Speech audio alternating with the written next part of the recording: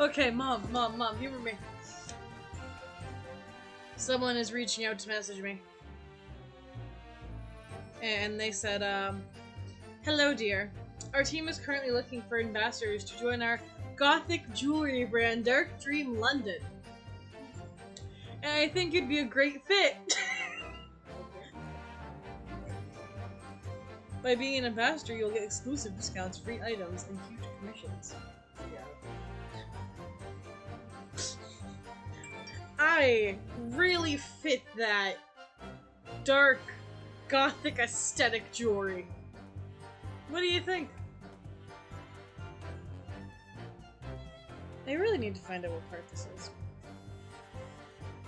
Where's Prentice? I never know if they're like legit messages. Oh yeah, no, it's in a bun. But I just have it out like this. I've been liking my hair like this so far. Okay. Shit. Not that. Create a post.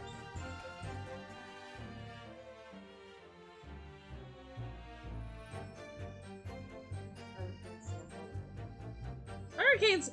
Why are we jumping from Elsa to Ida to Sam? Because all the ones in between probably like were named and then disappeared.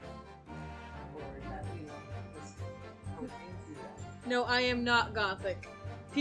Someone messaged me from saying, "Hey, we think you'd be a good ambassador for gothic jewelry."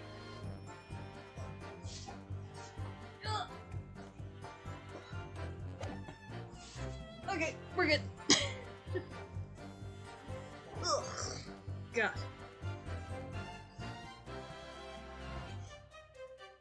So we'll get started in a second.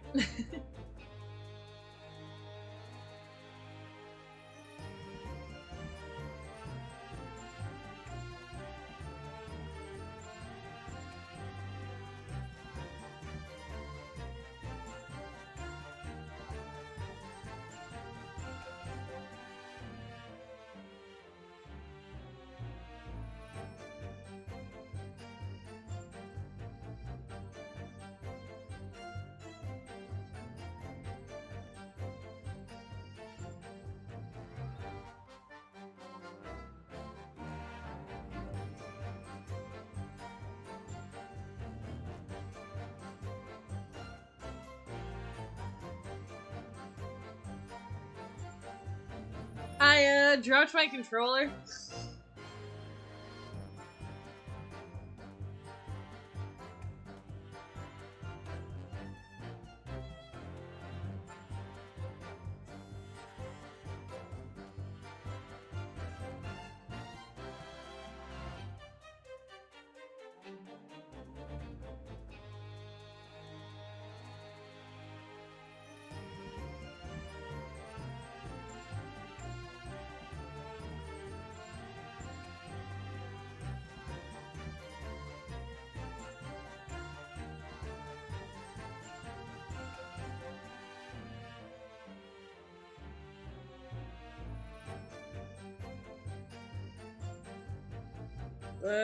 Great.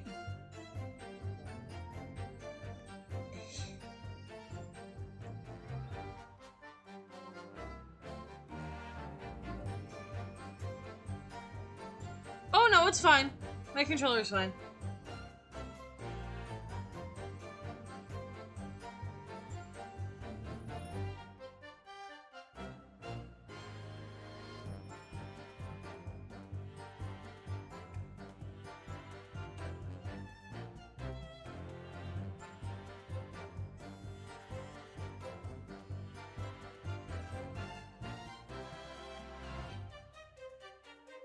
No. Okay. It's been posted. And I only have 6 more.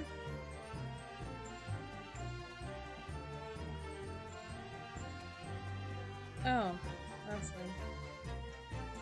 Alright. I put it live on Instagram, we're good. And of course, per usual, we have to have our blood.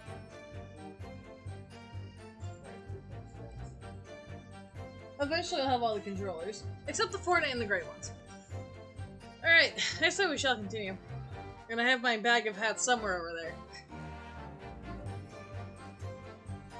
At some point, I need to trade controllers with Lance so I can get his Animal Crossing ones. And I might just buy, I might eventually just get him new ones, that way they're not old ones. And then just trade them that way, I think that'd be a better deal. Eventually I'm gonna do that, I'm gonna just gotta buy him like new controllers and trade him for those ones. I don't have the Skyward Sword ones, the Link ones. I think that's it. I think it's just Animal Crossing and Skyward Sword. Unless there's other ones I'm missing, but who knows. So, let's get started. Alright. Yes, I do have. I'm not gonna deny that. I have like 6 over there just sitting there. Today I'm using purple and orange. Even though it looks blue in the camera. Or it could be the TV that's making it, but it is purple, I assure you. TV that's making it? Yeah. No, it doesn't. No, it's not going to be TV at all. Well, no, it looks blue on the computer. But no, I think it's because I don't know. I think it's like reflecting. Like the TV's reflecting onto it. Because like when you look at it, well, there. Now you see the purple. It does. Jeez. Alright, where do we leave off? Where the judge was saying stuff. Oh yes, okay. Oh yes, Mr. First. One, yeah, oh yes. Mr. First on the roof deck will look his own.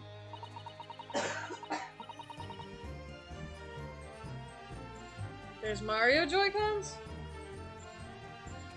That I didn't know.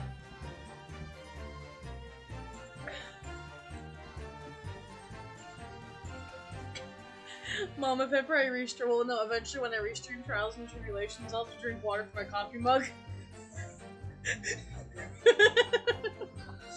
Or drink like hot cocoa or something. Ah, okay. I did not know that. Well, I didn't want no one seeing me face, so I didn't look up.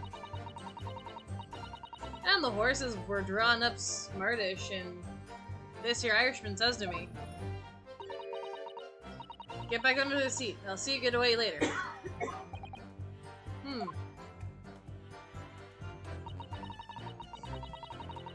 All 6 members of the jury had decided the defendant was innocent. For one brief shining moment, yes.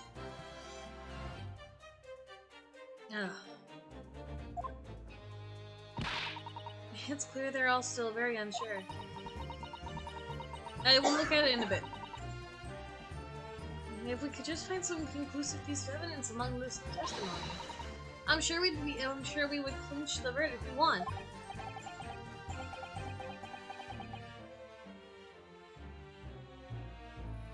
Yes, I think you're right. I have this niggling feeling. Something's bothering me, but I just can't quite put my finger on it. I'm glad something's bothering you.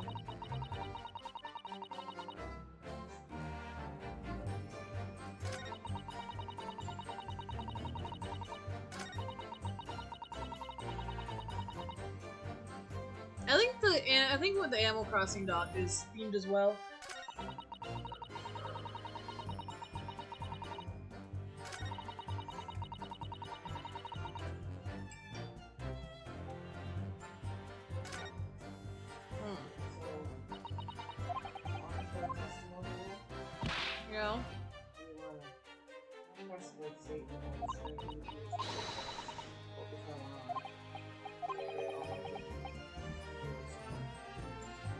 I don't have that statement.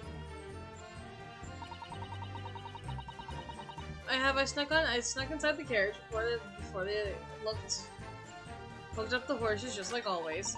But it was a right old waste of time and nothing to show for me troubles that night. I'll tell you, you can't see a blind thing in that hiding place. It's pitch in there. After a while, I hear this loud bang, and I jumped out of my skin.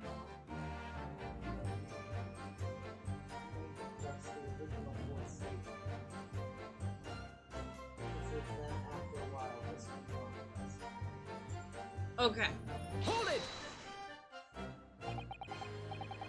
When you say a loud bang, do you mean the noise of someone falling on the floor? Could have been, I suppose. I don't remember so well. Point is, it made me jump.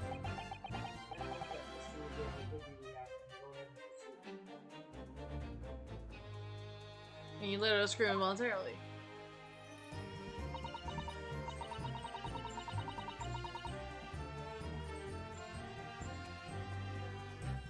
I felt the cushion over me head get lighter all of a sudden. Presumably the defendant had gotten up in order to help the victim, yes. Or not. It could equally have been the moment that the accused stood up in order to stab the victim, could it not?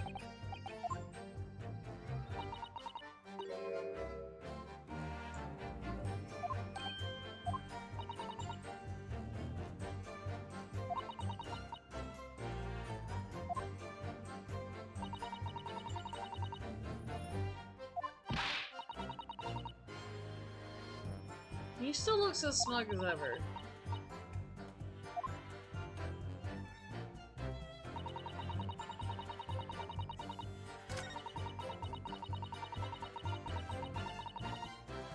Hold it! So how's everyone's day? How's everyone's day been? What did you guys do today?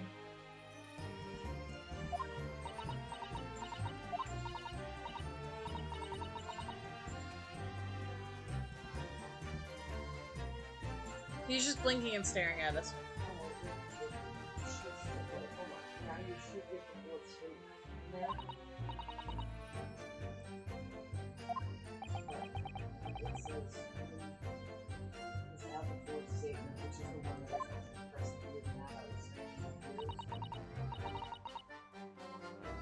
Yeah.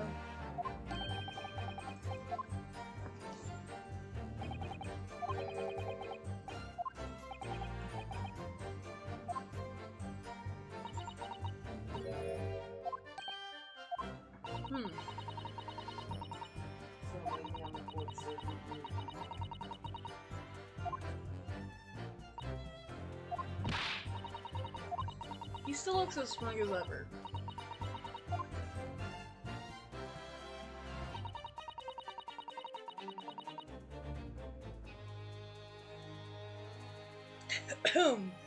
That didn't go that well.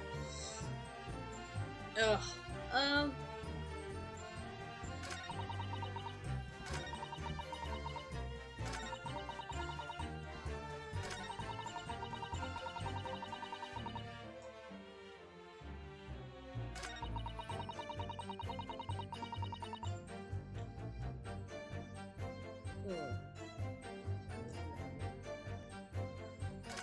watching his face.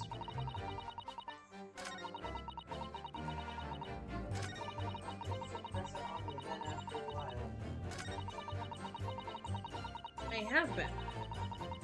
Hold it!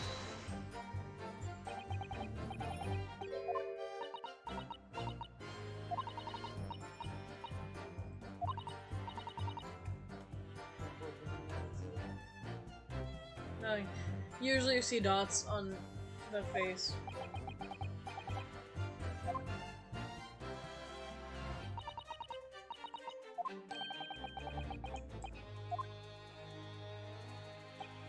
Oh, hello, Barrick.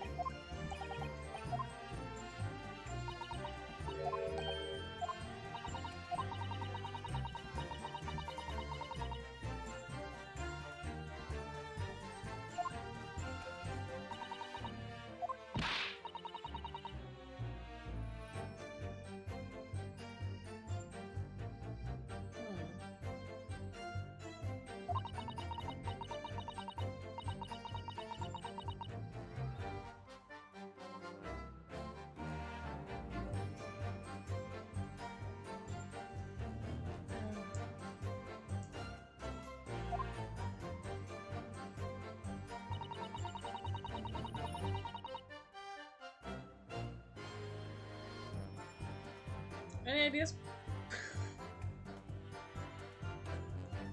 Do I need to present evidence?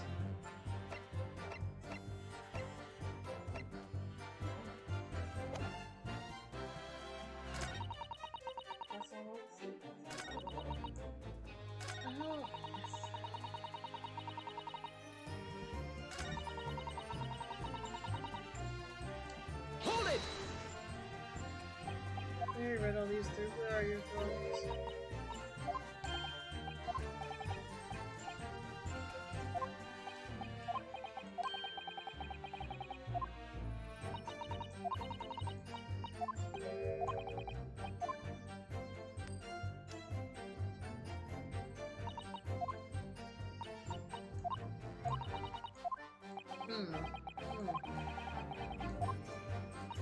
If anyone has any idea what to do, let us know.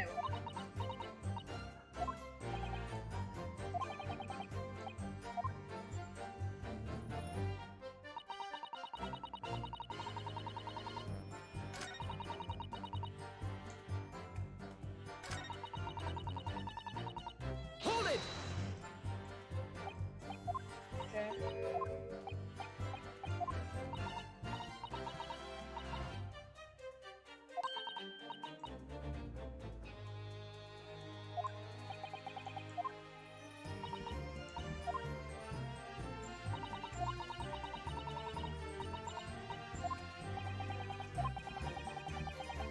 Yes.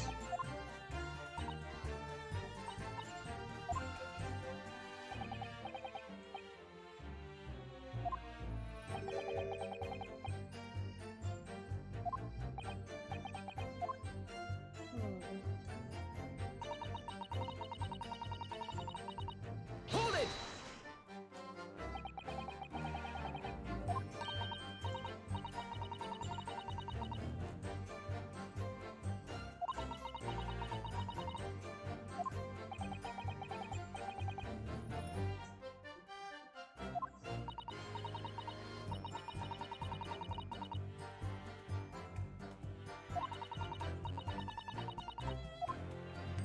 We're trying to figure this out.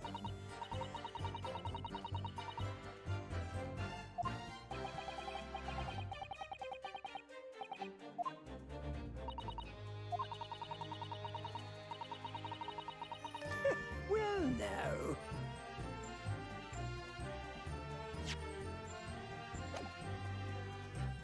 Excuse me.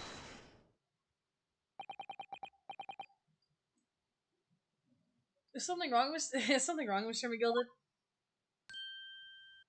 No, not at all. Oh, I do apologize. Was there something in the Magic Council?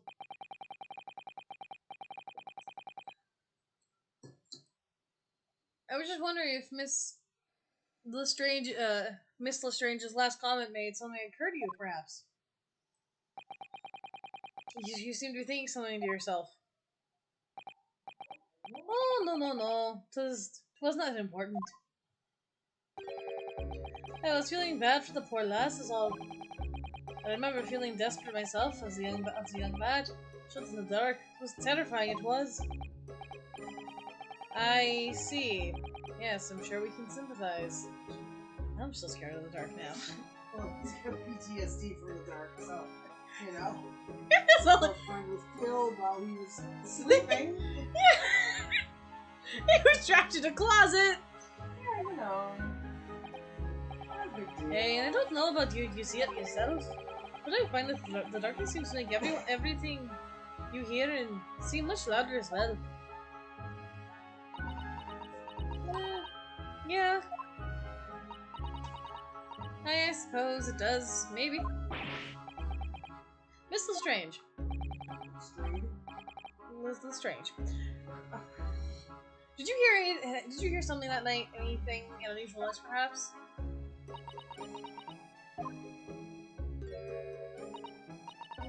Not really.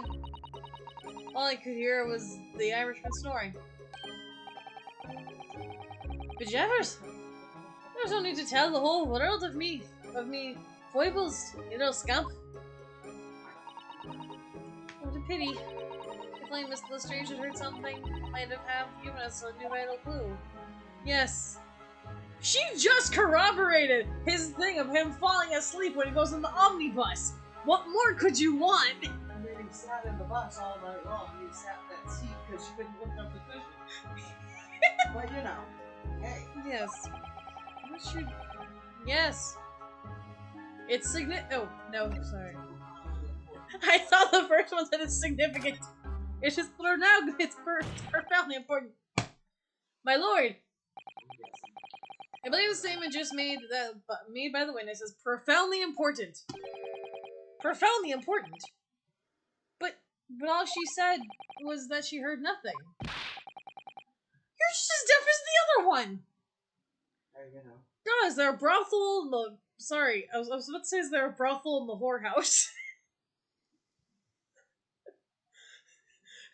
Okay. Sorry, is there a secret, like, basement level of the, The garage? No, I was gonna say the Supreme Court? Oh. That, is, you know, a The brothel? brothel? Yeah. God, is this how judges... Is this... That's where four members started. The beginnings of war members. Yes, which is a profoundly important point. I'm almost sure of it. Now, Reynolds, I'm no It's expert. called a lot of fish. Huh? It's called a lot of fish. A lot of fish. Oh. Was it? There. Sorry. Reynolds, hi. Hi. We have to have a little chat here.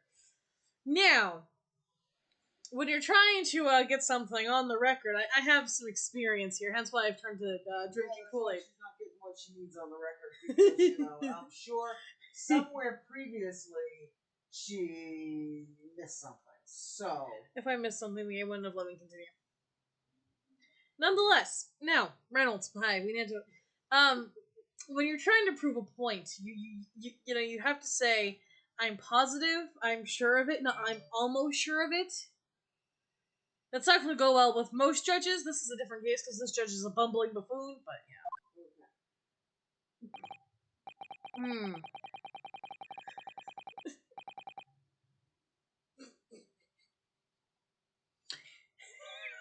Never mind.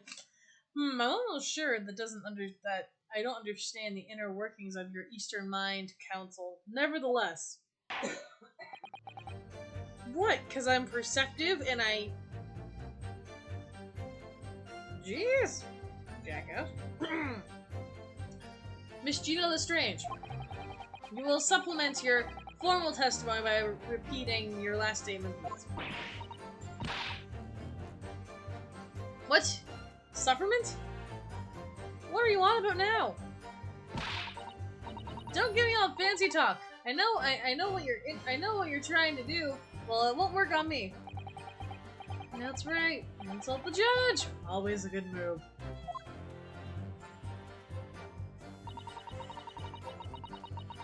okay, so now that's Press.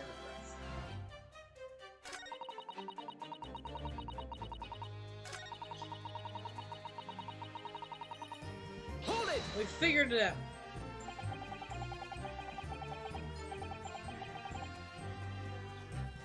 So you were straining to hear what happened the entire time since the moment you hid yourself. Not exactly, no. Sorry? Well, there was no one in the cabin to start with. I could just push the cushion up and have the butchers to see what was what. What was what. And then, when I saw this swell getting on, I got me head down so he didn't notice me. Hi, excuse me. Jeez. Anyways, back to what I was doing. And Mr. McGill sat on the seat under which you were hiding, correct?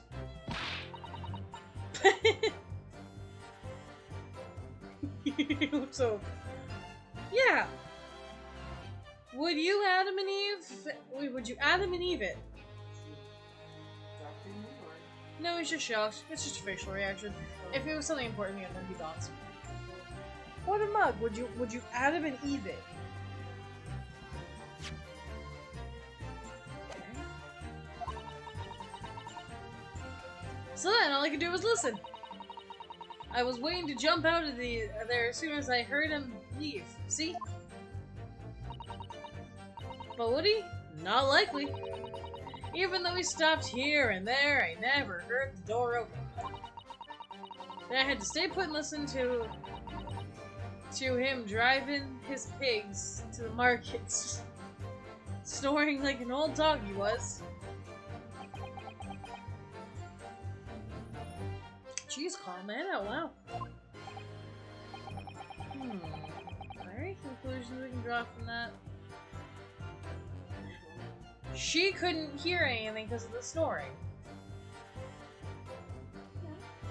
It makes sense. Maybe. Because everything else in this case makes sense. You understand this case?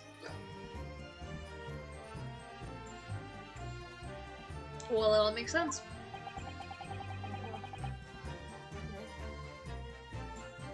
You took your time. Oh, okay. You took your time reaching that conclusion, Council. Huh. What was that from Von Zeeks? Is he laughing? Oh yeah, you mentioned that the other day. Very well then, continue with the cross-examination. I don't like him laughing.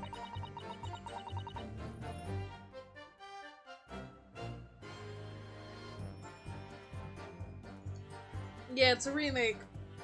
Well, it's a remake with a twist.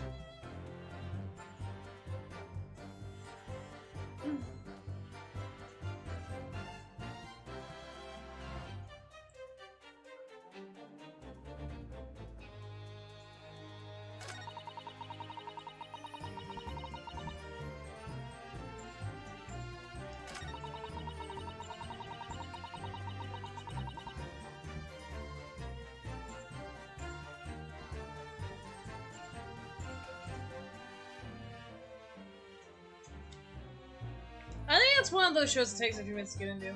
What were you doing? Oh, okay.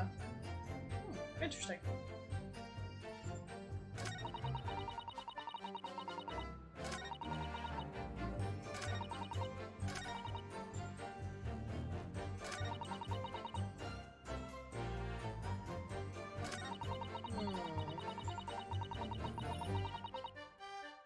Hold it!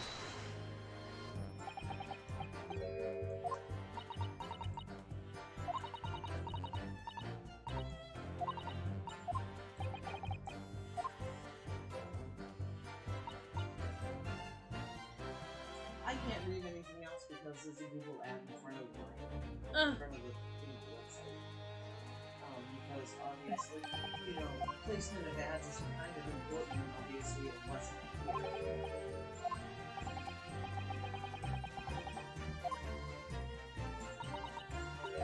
Yeah. I was like, what do we do next? I'm kind of clueless right now. Starting more dialogue, so she can hear snoring. This leads to a question. Are there any conclusions we can I want?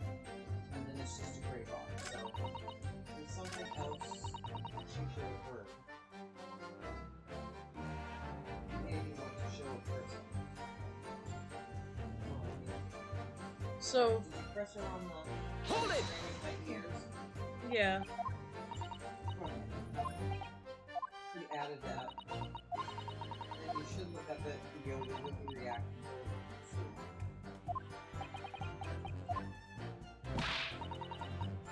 so you should. Excuse me. Excuse me. Let me ask you something, Mr. McGilden. Oh. Hello, lovely fella.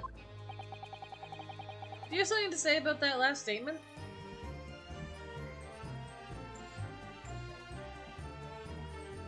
There is a character in the show called Prudence. She already sounds like a bitch. I think you would call her a bitch. With the name Prudence, that sounds like a bitchy name. But again, if someone named you Prudence, she isn't the nicest character, Sabrina, or anyone. Yeah, I know Sabrina, and I know it's a remake of the Sabrina the Teenage Witch, but it's a different set remake. Different version? Well, no, it's when I say it's different, like it's they turned it like they did something different and unique with it. It's not just like a clear and cut remake. You know, they actually tried. Yes, I actually tried.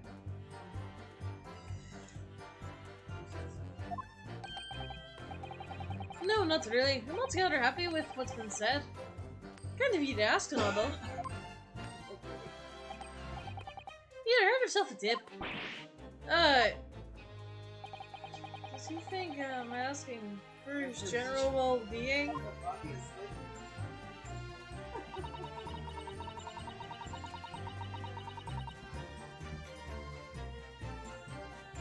Okay, so we're supposed to react somewhere? Oh, come. What's next? Finish off those statements.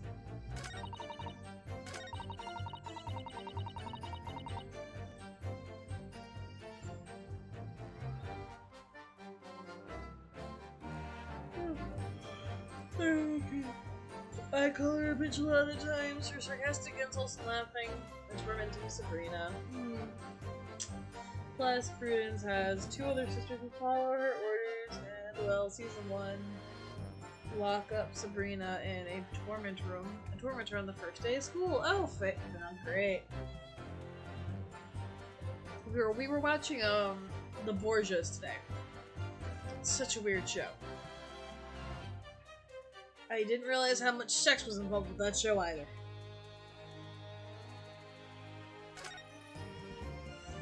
Okay, so now when it, when we can make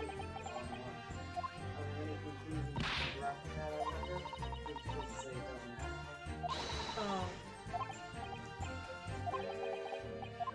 Well,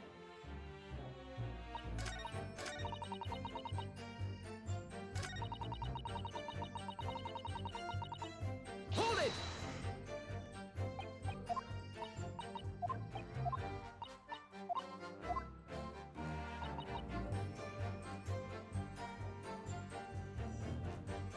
Prudence is the character that everyone looks up to.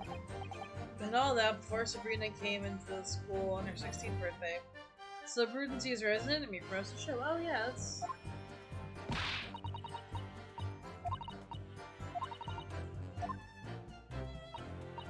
usually how it goes?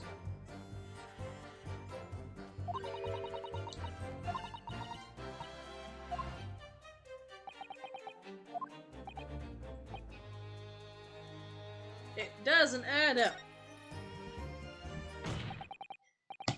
Miss Lestrange!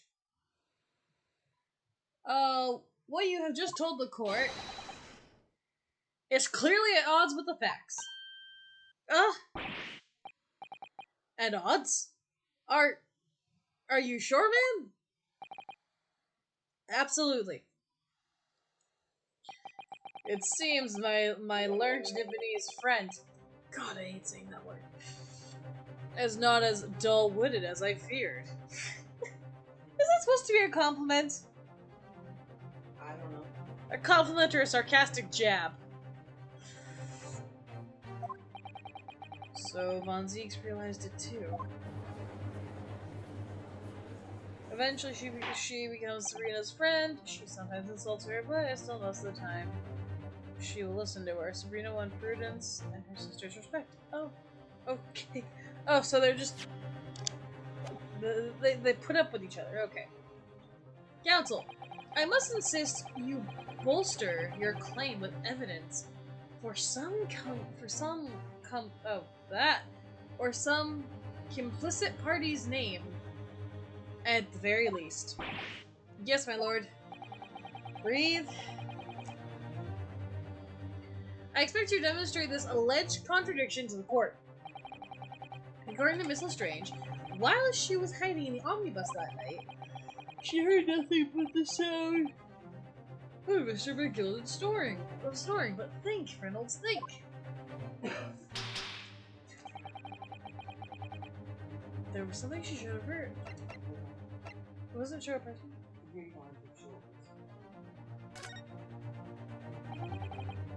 Very well, my lord. Allow me to elaborate. Oh, I think I know it.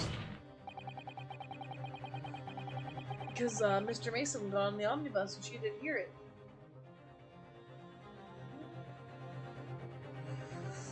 On a particular sound,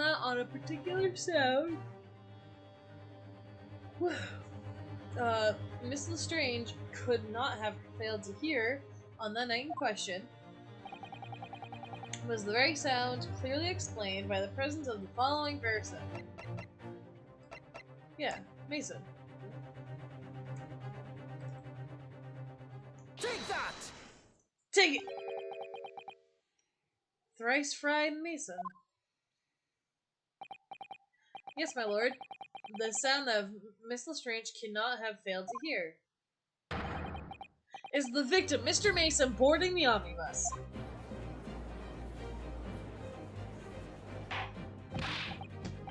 Hold on, sorry, I don't have my gavel. Order! Order, for the love of Jesus! Explain your reasoning, counsel. Miss Lestrange, allow me to confirm something. You claimed earlier that you were the first person to board the omnibus. Is that absolutely correct? Yeah. Of course it was. Of course I was. I got there while the bus driver was in the pub, didn't I? Are you asking me if you got on while the guy was in? I don't know. I wasn't about studying Linden law, because you know that's just a story and a half. The next person to board the omnibus was Mr. McGilded.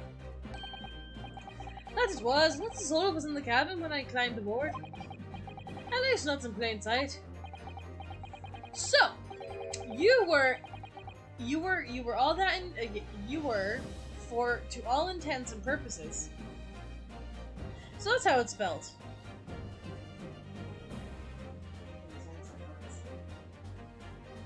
I think I always say something else, like intensive purpose. But I mean all intents. It's weird to actually see it spelled out. Anyways, alone in the enclosed cabin of the omnibus at the time. Did I not just say as much? I was traveling. I wasn't traveling with anyone else, if that's what you mean. Yeah, I saw him get on, remember? There was a crack under the seat cushion. He was on his own for sure.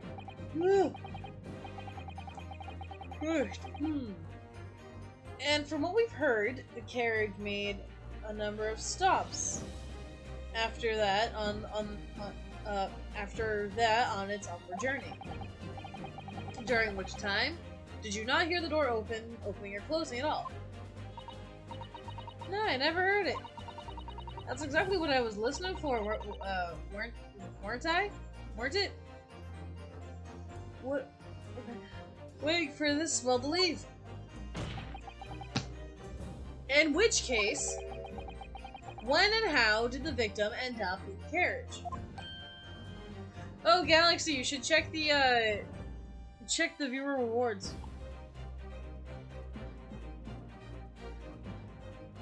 And some new ones. Ah! We know that the victim collapsed inside the enclosed cabin of the omnibus.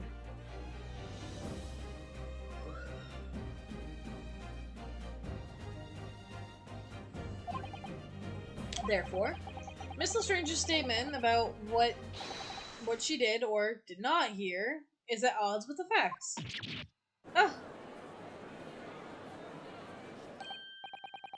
Yes, the petty thief's statement is clearly flawed. Lord Von Deeks. Yes. He knew it all too well. And there was an inconsistency in Miss Lestrange's statement.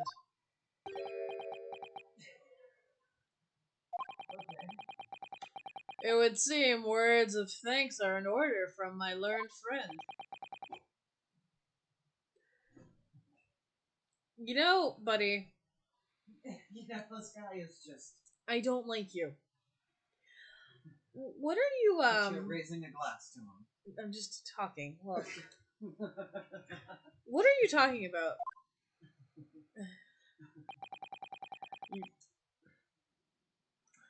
You have demonstrated matters impeccably.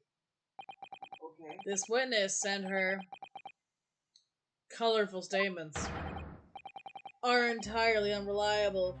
Her words are convenient untruths, nothing more. I wouldn't say that. I mean, she did confirm he was sleeping on the omnibus.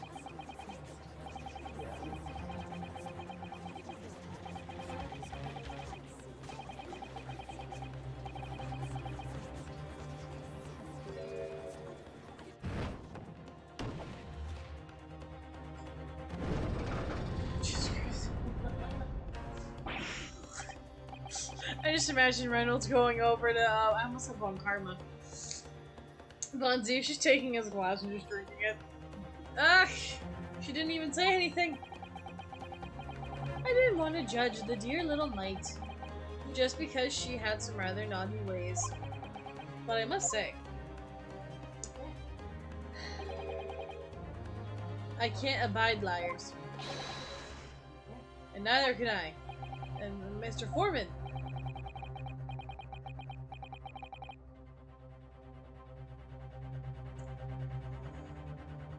I didn't want to judge the girl because she has some less Silvervious way. But I must say, I cannot abide lies.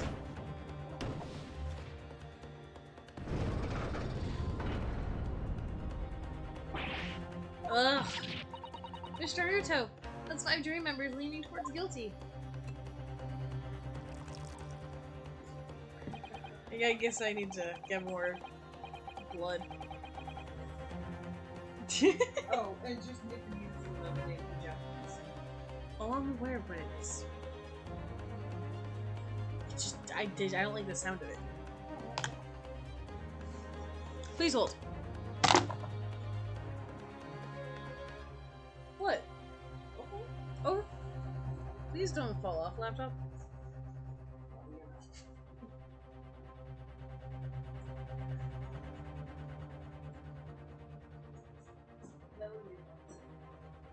No, not really.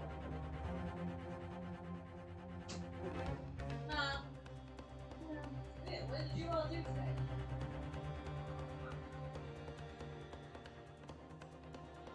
I did homework that was due last night, finished off today. Huh? So we're very appreciative of getting that. Started a different assignment for the assignment that was due today. Or I was actually supposed to take a look at tomorrow. So I'm just gonna do it today. And yeah. And I'm just gonna relax. And Monday's supposed to be my day off.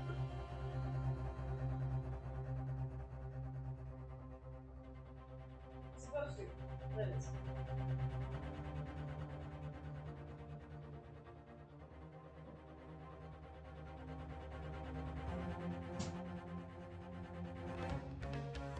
Well, at some point we get your water. Okay. At some point I'll get you water. Yeah, so one of the rewards I added was I have a bag of hats that I'll just randomly select from. And then another one is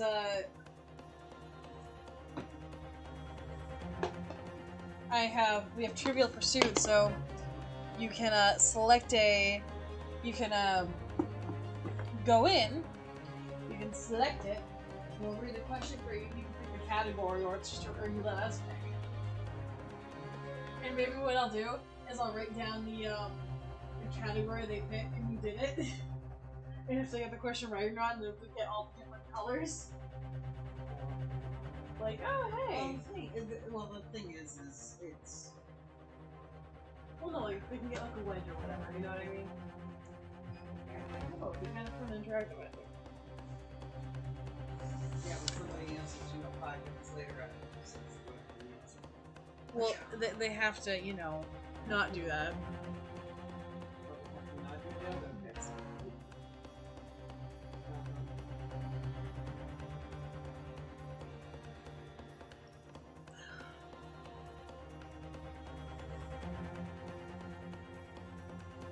Well, your consideration for others is refreshing, my Nipponese friend. To the considerable troubles you have spared me.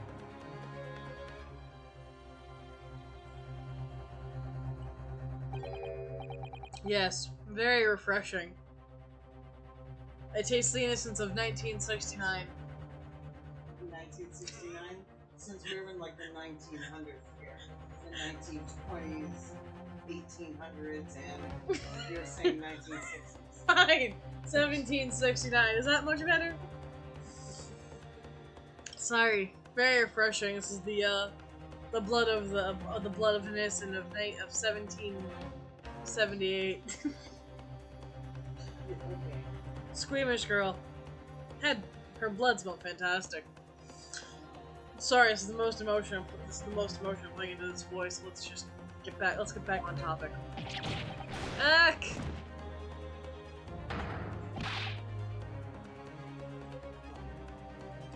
Yeah. What are you playing at?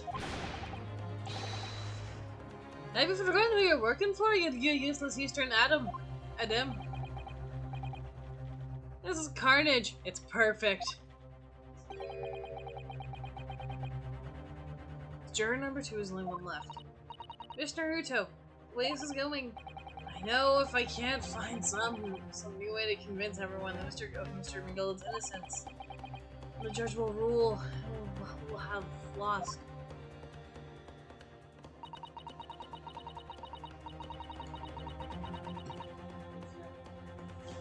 I very much wanted to believe in the words of the London's most respected gentleman, but those of us in service, no, we must accept our truths. Hold it!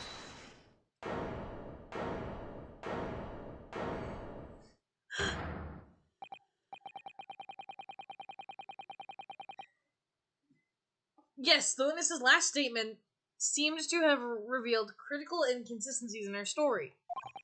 However, oops. If we consider the possibility that her statement is fact, then the truth may shed an entirely new light on this whole case. What are you saying?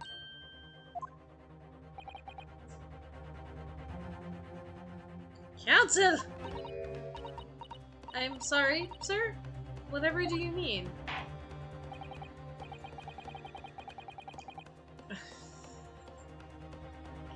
Counsel, I will not tolerate you attempting to prorogue my adjudication.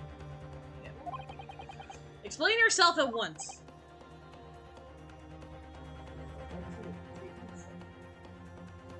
Yeah?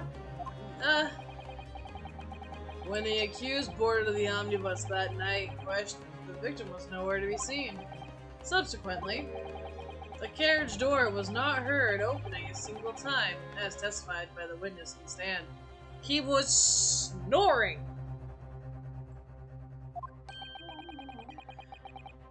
And yet the victim's body was found inside the carriage. Okay.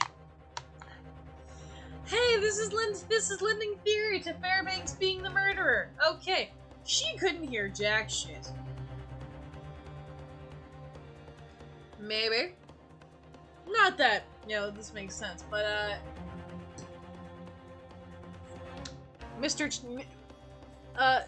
the omnibus guy, the driver, left to go take a piss. While they were stopped, they saw Mr. Mason's asleep, and they knew that, maybe Mr. Mason's locked the door. Oh. Or no, maybe, whatever. They're probably both lying. But no, maybe Fairbanks went in, stabbed him, and then left and went back up on the rooftop. Maybe it was first and Mason working together. Or, sorry, fair play. Why? Did you read ahead? No, but... If this pay thief's words are to be believed, how do you explain the victim's miraculous appearance inside the cabin of the omnibus?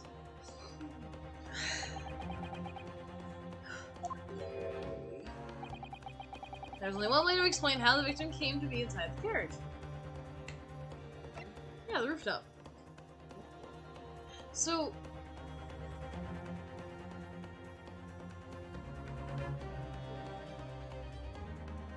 So he went up top. Maybe McGill had locked himself in.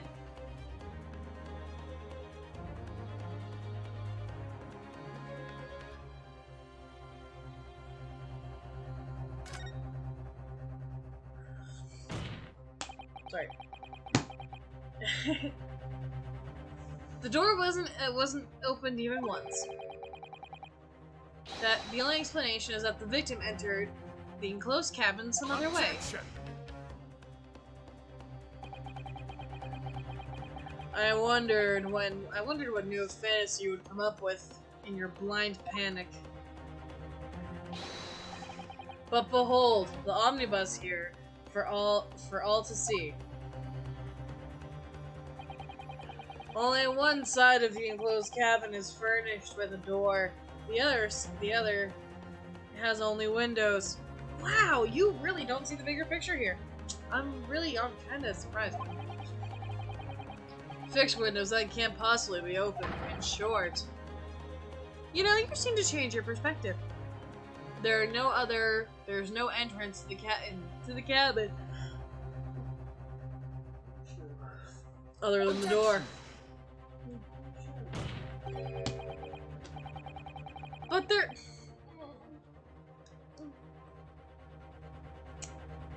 What am I gonna do with you? But there could be! Wouldn't you just say there is? There's one possibility you haven't considered. Oh, really? Yes. One other way to make it inside that isn't the door. Another opening to use, of which allowed the victim to appear in the enclosed cabin. Alright, counsel. The defense will identify the location of the court.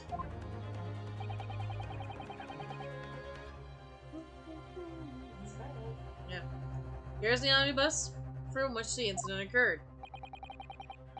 Where on earth is the entrance by which you propose the victim entered the cabin? Oh, I'd say right. Take that! The answer is obvious. It could only have been the skylight. I like the music. I say the skylight? Objection!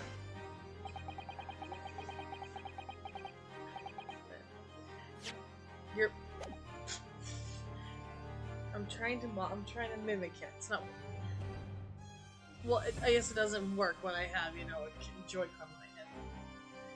Your ludicrous proposal almost has me at a loss for words. However... Objection. Oh, he said objection! The skylight may well be large enough for someone to pass through it. Objection! So you claim. Do you have a shred of evidence to support your addled brain theory? Okay.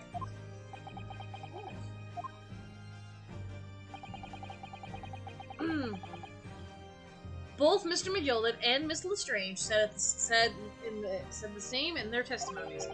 They each claimed to have heard a loud thud, such as the noise being made by someone falling onto the floor.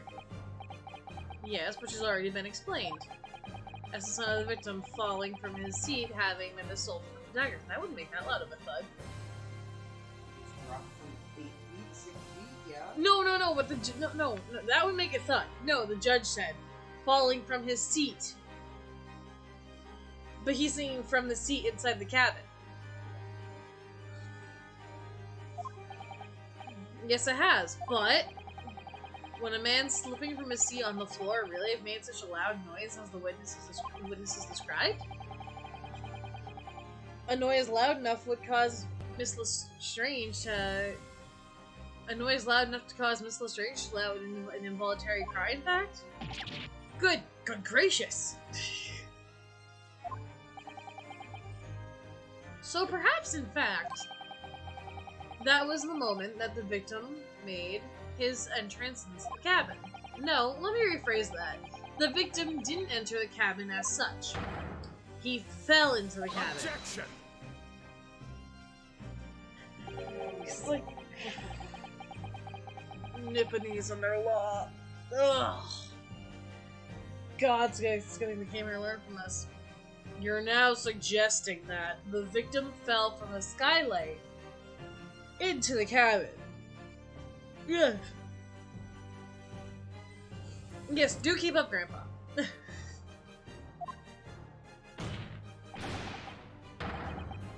I'm gonna put that down. That's simply impossible. How can you be so sure? Because if the victim had fallen inside through the skylight, as you say, the passenger on the roof deck would have seen it happen. No, unless Mr. First was...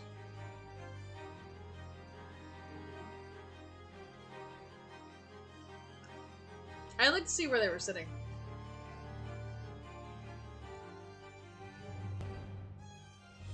And not one person had made mention of such events in their testimony. Well, yes, that's true. There, but oh, like the humble fella make wee comments here, Mr. McGilded. To be sure now, the two fellas who were sat on the roof that testified before said nothing about the victim falling through the skylight. But it seems to me, my lord, that 'tis not so much a case of them not saying, but hey, 'tis a case of them not being unable to see. What? I think perhaps the two fellas could be having some of a compelling reasoning not to mention what happened. Would you not agree, fine ladies and gentlemen of the jury? Oh my goodness, surely not. Those two chaps on the roof. You mean the ones who stuck the knife in the man? You mean were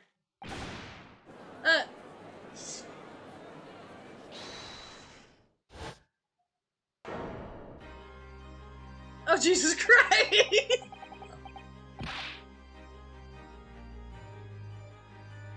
Just what exactly are you insinuating here, you blinder?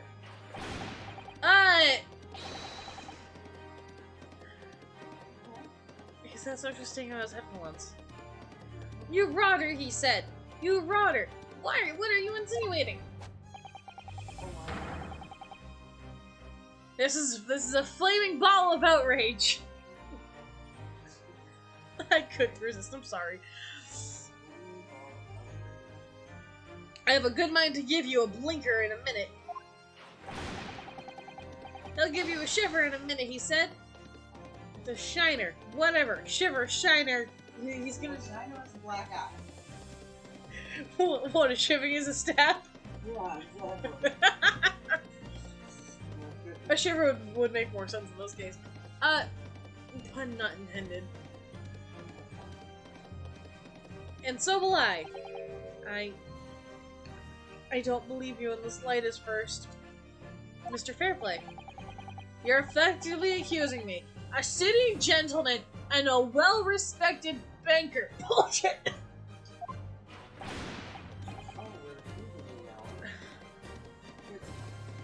And a very angry hatter, suggesting that someone like me could have stabbed that man in the guts.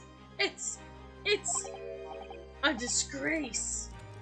It's scandalous. It's, ugh. I protest. I protest in the strongest possible terms. Cheers to you.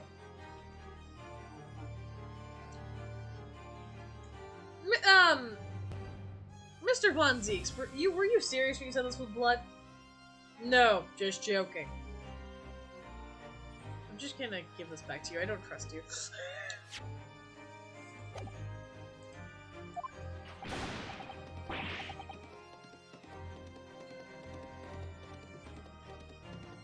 That's right. I protest too, you rotten scoundrel.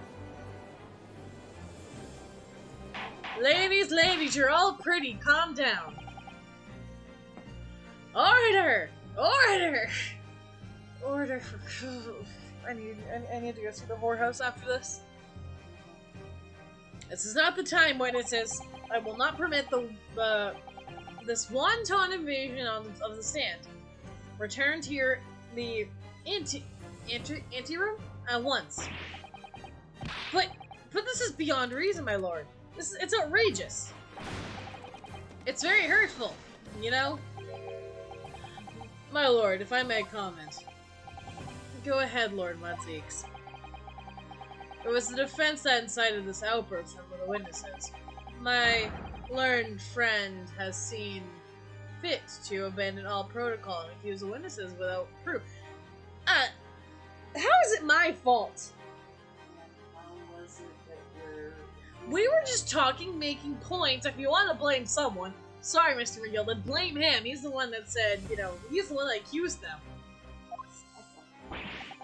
Accused? I never intended to. It seems, young Nipponese, that your command of the English tongue is wanting.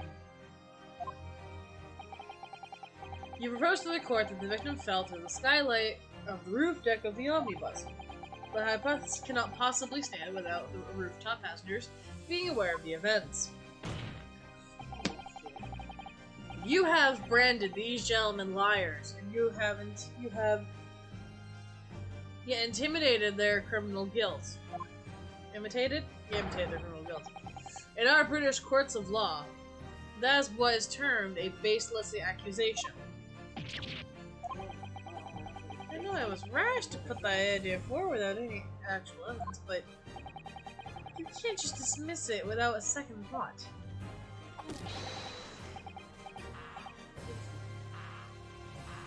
What are we wasting time for? Get them to... damn stupid knife testify!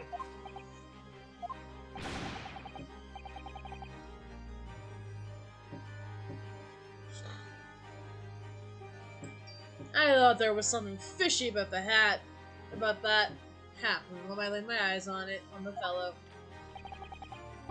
We have some matter through... Now, we have to see this matter through now, one way or another. If there's filth and rubbish in our midst, we must dispose of it at once.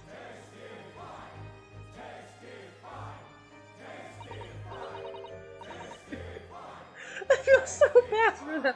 They're trying to defend this guy. It's like, what's going on? What's happening, Mr. Naruto? The spectators in the public gallery they're in a complete frenzy.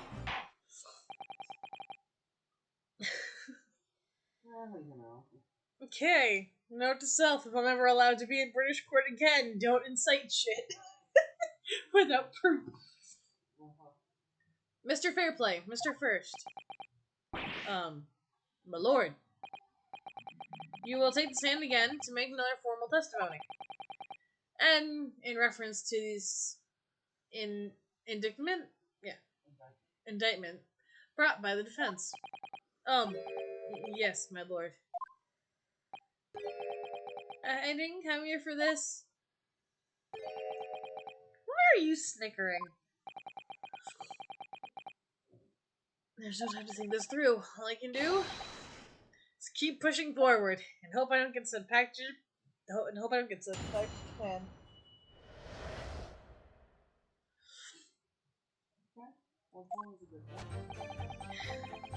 Now listen here, you young whippersnapper. We were only 2 people up on the roof deck, dead or alive. I can swear to that. If there's anything that happened, where we were sitting, don't you think one of us would, or one or both of us, if anything had happened on where we were sitting, don't you think one or the other would have noticed? Well, that doesn't tell us where you were sitting.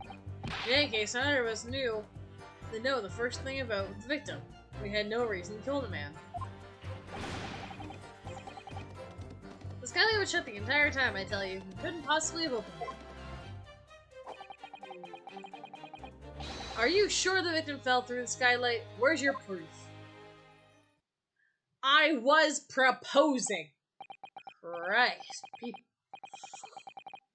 I must say that on listening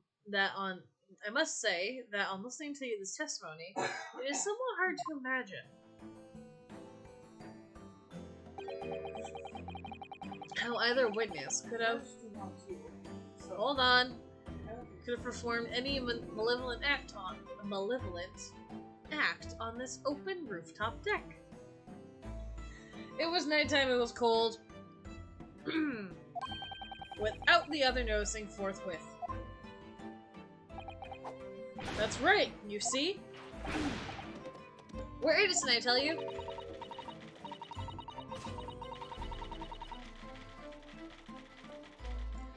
Although logically, of course, the argument falls down if the two of you were in conclusion with one another. Collusion. What? Huh? According to the investigations by Scotland Yard, the witnesses share no common dealings. I don't trust coppers. Any more than I trust the stinking rich. Okay, so when you get Something doesn't feel right here. testimony, Yeah. Well, the trial's going in our favor. This trial is going in our favor? Really? Why do I feel so uneasy? Counsel for the defense, over to you. Your cross-examination, please. Oh, yes, my lord. Maybe I should go back to China. Or Japan, sorry. statement 3, which is in any case, either of us we have no reason to kill him yet. Rumors. While you're doing that, students start coming over. Oh, okay. Oh, well, no, that's total bullshit. Well, no, victim. But, I mean... Well, actually, no. Fairplay and Mason have common threads because they were both under the they were both under the loan shark of Mr. McGilvin.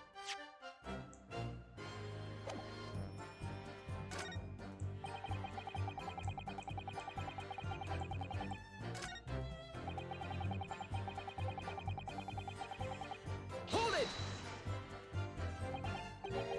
So, you've never met Mr. Thrice Fried Mason before?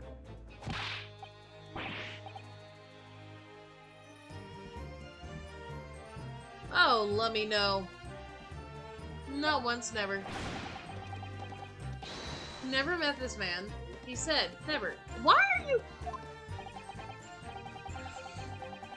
And you, Mr. First, had no prior dealings with the victim? Oh, had time? Okay. That's right, sir. Oh, you're testing. Alright, hold on. Do you want to slide over to the claim statement? Oh. Okay. Sure.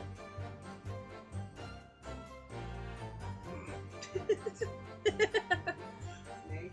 Yes! It's actually a really good winter hat.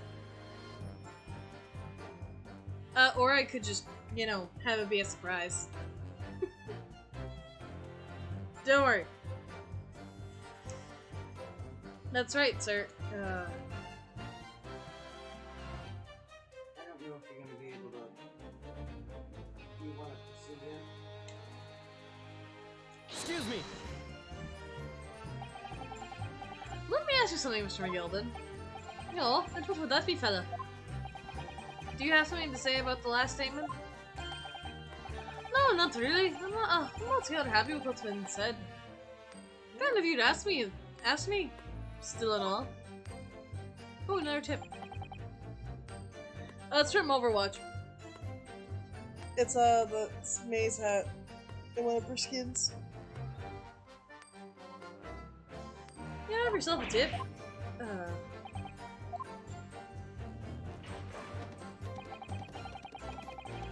This guy was shut the entire time.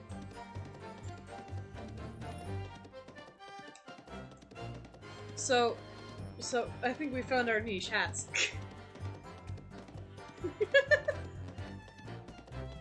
When I go to Spirit Halloween, I'll have to get some.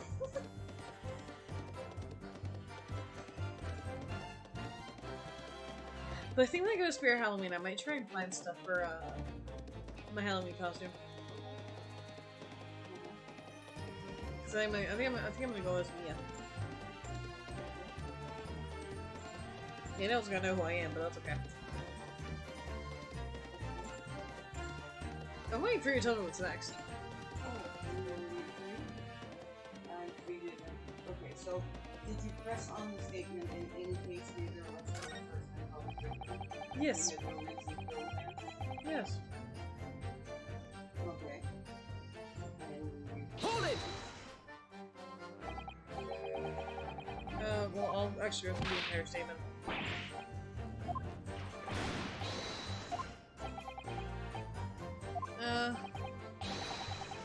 I understand how much to do with Brookmakers, to be perfectly honest. No, I'd imagine not. You see? How many different ways can I put this? Neither of us have any any of the remotest connection to the gentlemen who were inside the cabin. Excuse me. Mr. McGilded? Yes, Counsel? What can I do for you? What can I be doing for you? Did the witness's last statement give you a pause for some thoughts somehow? Not the remotest connection? Is that right now? I wonder. What are you insinuating now, leprechaun?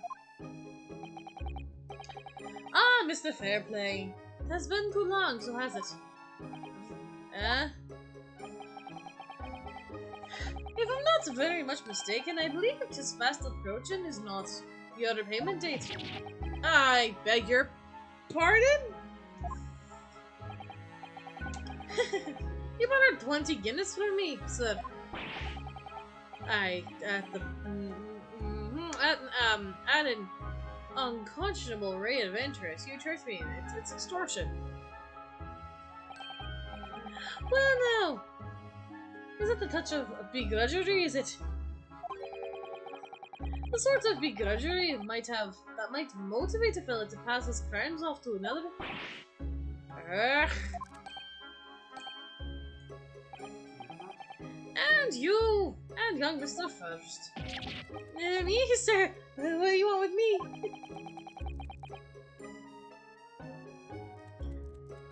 You do be making hats for a living, do you now? Do you not? That there hat sagging off your head? Is that one of your own creations, is it? Oh, well, it's just still an apprentice, you understand. I'm learning to find the perfect fit for whatever fine jet walks through the door. The perfect fit, eh? Is it? Well, it is a very distinctive design, so it is. Many customers like it, I tell you. They like the distinctive touch. Customers such as thrice-fried Mason? Ah! There was a photographic print of the victim submitted as evidence. For my lord. Ah, yes. You mean...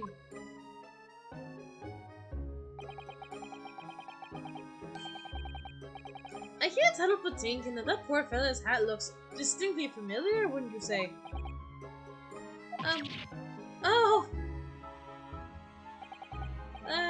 That's one of my hats. Aye, that it is. And it would seem that the brickmaker was a customer of yours. Reynolds, he's helping you. Go with it. I'd wager you could have had a wee quarrel with over the distinctiveness of the goods. Oh, no, sir. Absolutely not, sir. Well, there's really nothing more for me to add. It wouldn't be right to say that these two fellas here haven't had the remotest connection to the victim, you see.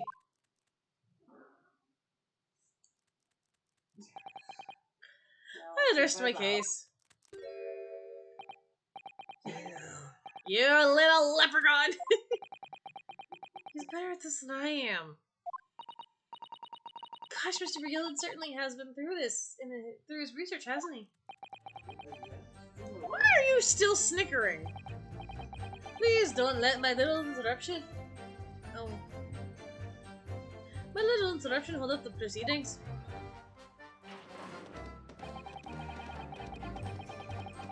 Okay. Hold it! So they move the victim. Are you quite certain about that? The light was shut the entire time?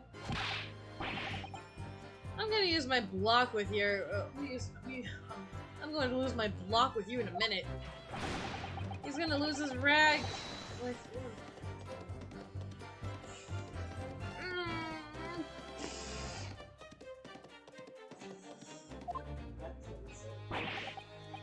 Tickle yourself. Go on.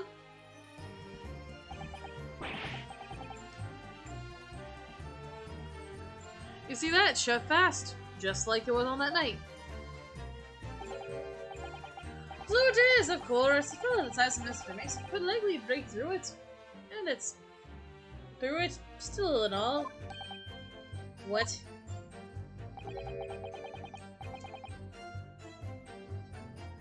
Just looking at the size of the thing, you understand. Ugh, now you hold on a minute, sir. The size of a ting means nothing. Now, not on its own, let's consider the bigger picture here, shall we? Let's stop playing your game, shall we? I was riding the omnibus on another occasion when, well, I broke wind loudly. I shocked myself with it. It happens. Broke wind? Party.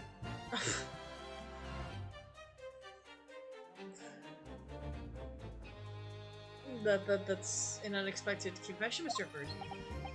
Oh, I just mean to say, well, the point is I tried to open up the skylight, you see.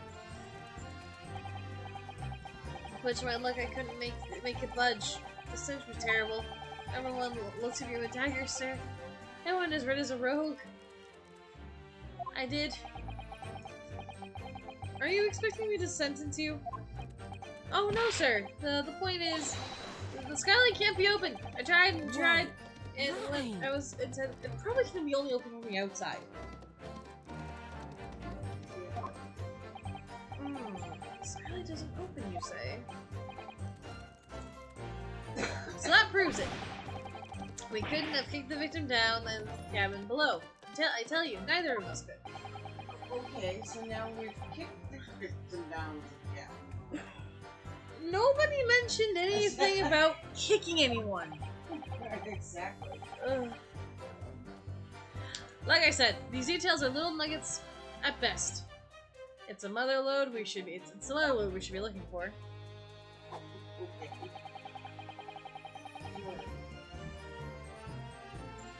I feel like do I present the omnibus? What? Do I present the omnibus?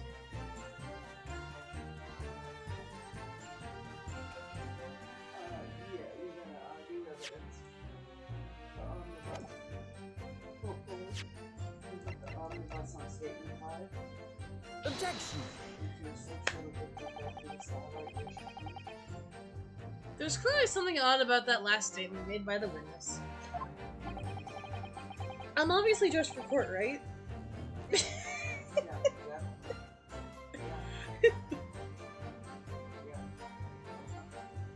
Oh, you're good. What's this very important thing you're working on?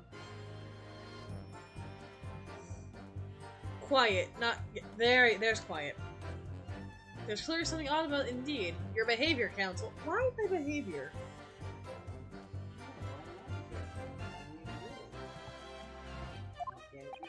Oh! Please don't mind me.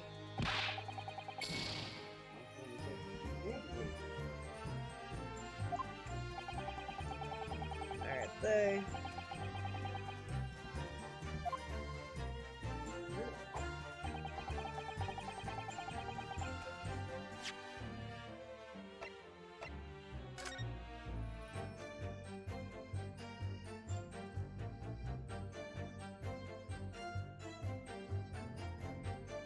Oh, yeah.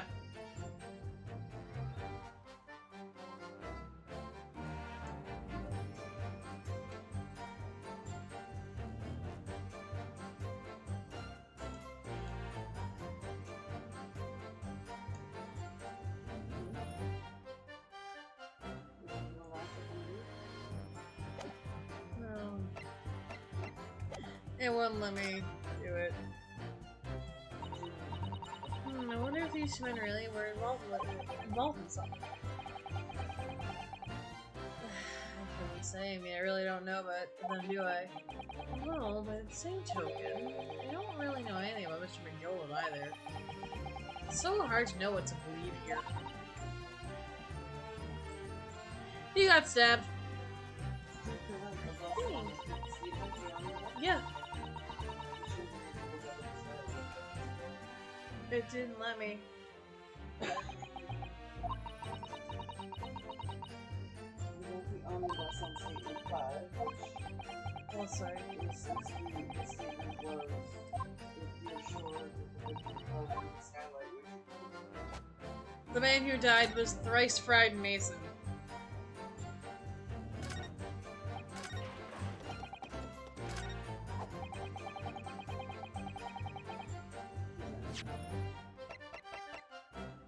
Objection!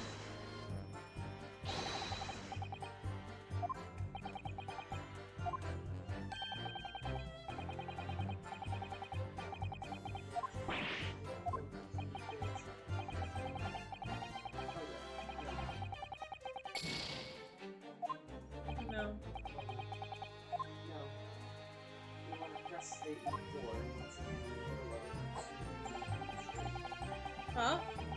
the skylight is shut the entire time until the bus people press that statement. And present. And once again, just press it. You're going to continue, but now you want to press the statement. Hold it! And once again, in the middle of it, pursue G number 3. Proof. That's right. I demand to hear it. Yeah, thrice fried Mason was killed. I'm thinking it was this guy. This guy looks too much of a one to actually kill.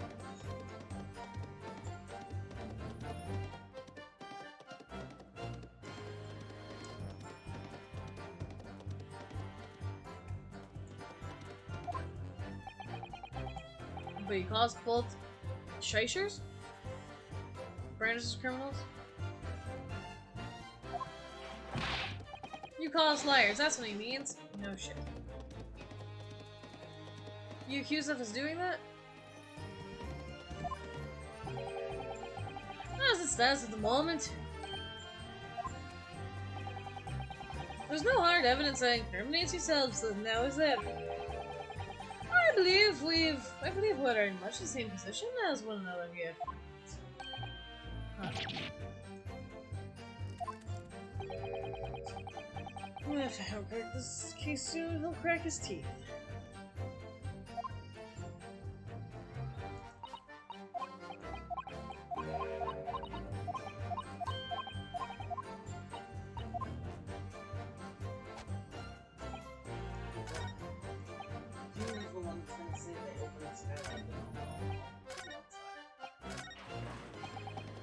Well, let me get there.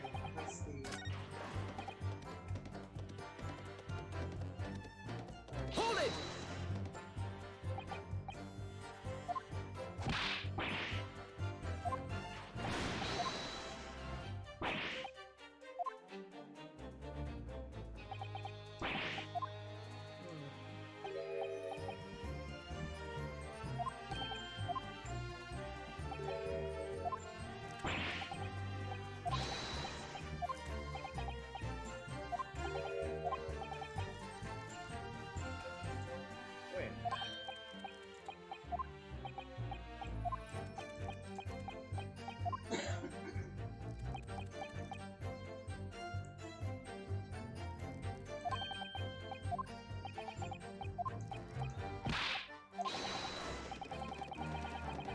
Wait, that ain't... That's what I'm going for. Excuse me! Do you have something to say about that, Miss Lestrange? Miss Lestrange. Oh. It opens. Hmm? The skylight. That's what you're talking about, right?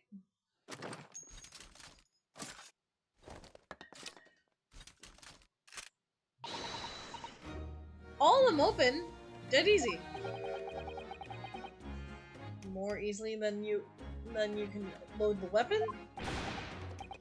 That's a lie, I tell you. Otherwise, when I broke wind, you can't do it from the inside, you mug. Oh. Look, a few weeks ago, I was up on the roof deck of one of them drags.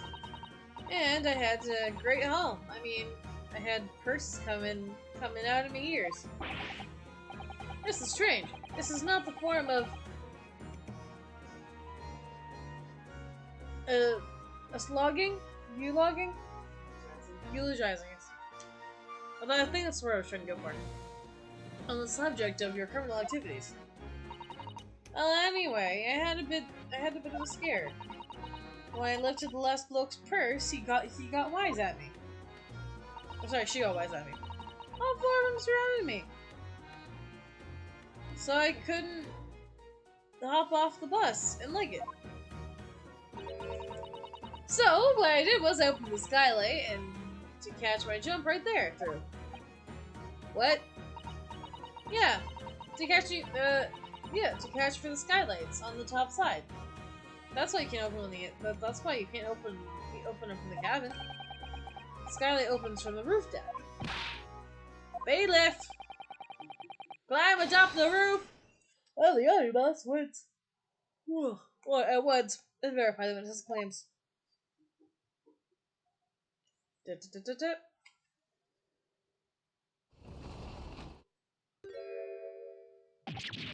Ah! Oh, my hat. See?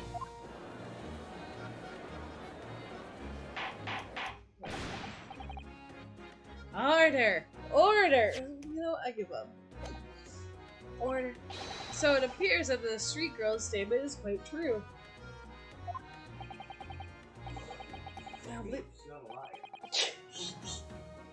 Distinct difference. But I don't believe it. The skylight opens. The roof deck.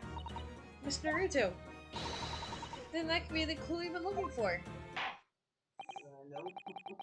Well, counsel for the defense, please continue with your cross-examination. Yes, my lord. So the skylight opens. Perhaps I should investigate for myself.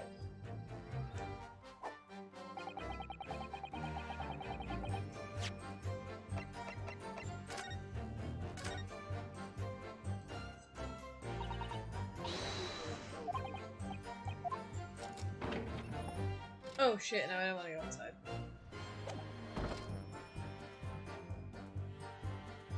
Phoenix Wright Omnibus. You know, when you can, we absolutely have to look at this ourselves. So once we have control, we'll look at the omnibus. Yeah. Go inside the cabin and look up at the skylight to open. So skylight was fastened and shut before. But now the catch has been undone, so we should be able to.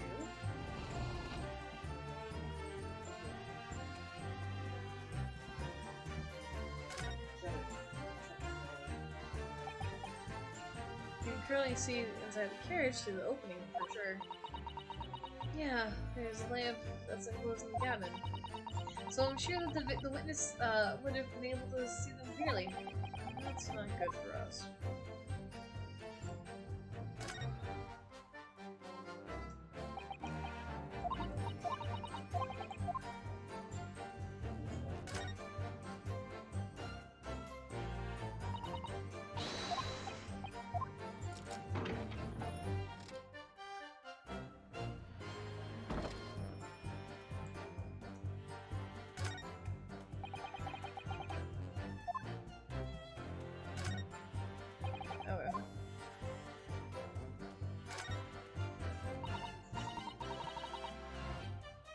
Okay. Yeah. It does open very wide, doesn't it? Wide enough to take someone through here. Yeah. Wide enough to kick someone like you through the... Certainly, Mr. Naruto. Why someone like me? What is it? Look, she's here. Look at this. That's without a question. It's blood. How did there be blood stain here? Surely, it can't be unrelated to this case, can it? If it was unrelated, it would be brown.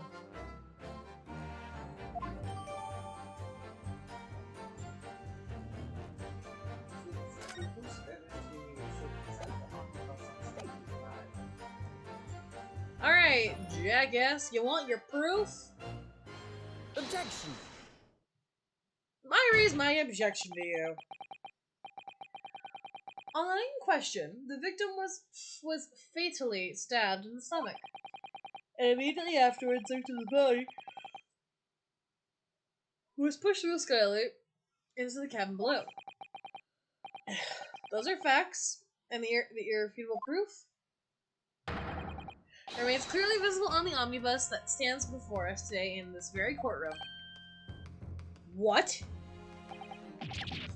That's utterly humbug. What? Ugh, no, can't be. You can't possibly have any evidence. No, you can't. I mean, we didn't have to. We didn't do it. I tell you. You're gonna drive me. Irrefutable proof here in this courtroom. Counsel. Yeah, yes, my lord.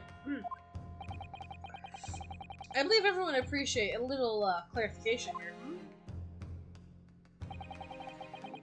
Where exactly within the omnibus is the evidence you allude to?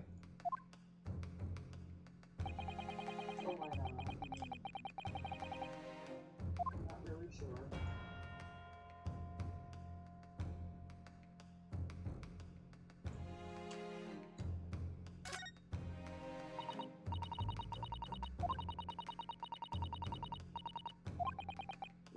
Wrong button. Wrong button. Wrong button. No, I refuse to not swear. The asshole is gonna get what he deserves.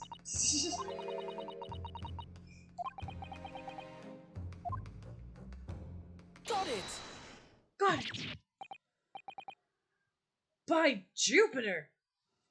Is that the blood? No, it's ketchup. Blood was in a different case. No, ketchup was a different case. Yo, I'm sure,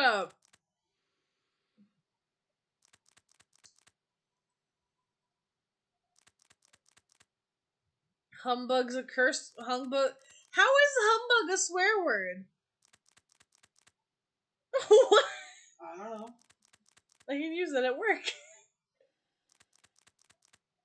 I don't know. What does humbug mean? Let's start with that. No. Well, So do you think when we have Christmas curses... Face used to use it. Who? Scrooge used to say it. Bah humbug.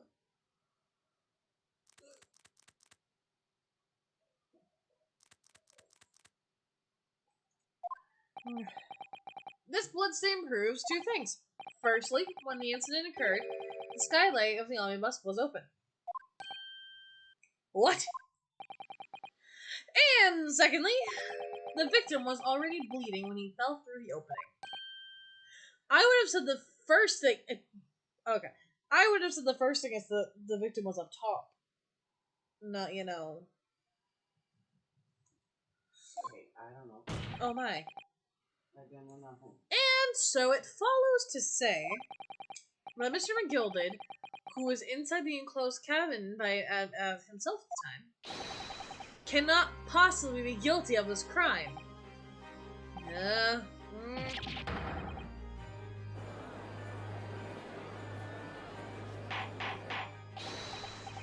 I was taught wrong. Okay, it means Hoax or false? Ugh. Hey, Smith. Mr. Smith, can you go see if Mary is available after this trial? Actually, no, Mary and Susie. Oh. Cool. Thank you. Mary Munster defines a humbug as something or someone that is false or deceptive. In a verb form, to be humbugged is to be deceived or to be a victim of a hoax. While the word's exact origins are unknown, it's defined as exciting history of hoaxes and spectacles dating as far back as the 1750s. All that. But, are you related to Larry Butts? But the board could have been straight up there when the victim. No! It was a stab in the gut and the knife wasn't removed. He wasn't stabbed repeatedly.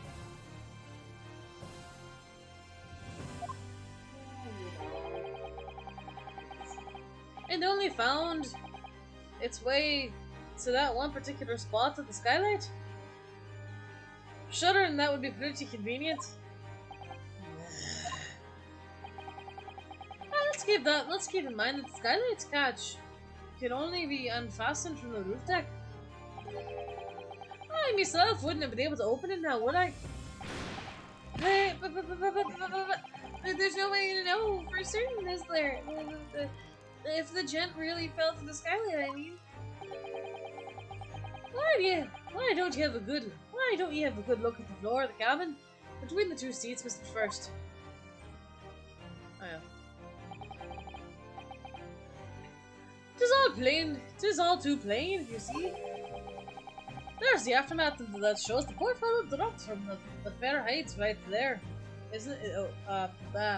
So it is. What? No!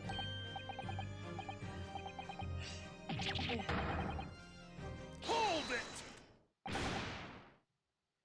My fellow members of the jury, I think we can all agree that this is clear proof of the defendant's innocence. I believe we can, yes, sir. It is all clear to me now that the filthy rubbish can be found in this courtroom. No. Where the filthy rubbish. So, they thought they could pull the wool over my eyes, didn't they? God darn stupid knife! Urgh.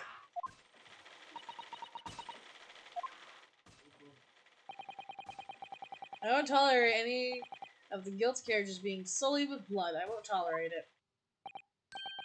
Oh, I always knew the nice gentleman who gave us that delightful park couldn't have done such a thing. I am telling you, she's bipolar. Or she's swayed by the moment. Because it's like left, right, left, right.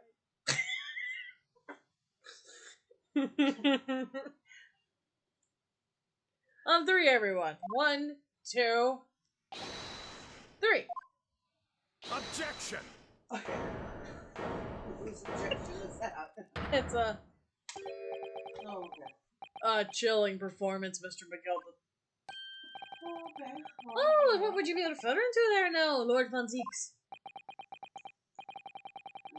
A blood stain on the frame of the skylight? Such evidence is null and void. How? How be it null and void? I don't know. What? Why? For one extremely simple reason. That smear of blood never existed.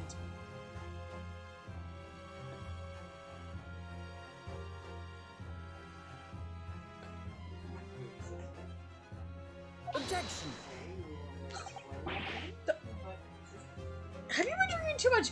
O negative? Is O negative a thing? Okay. Is it?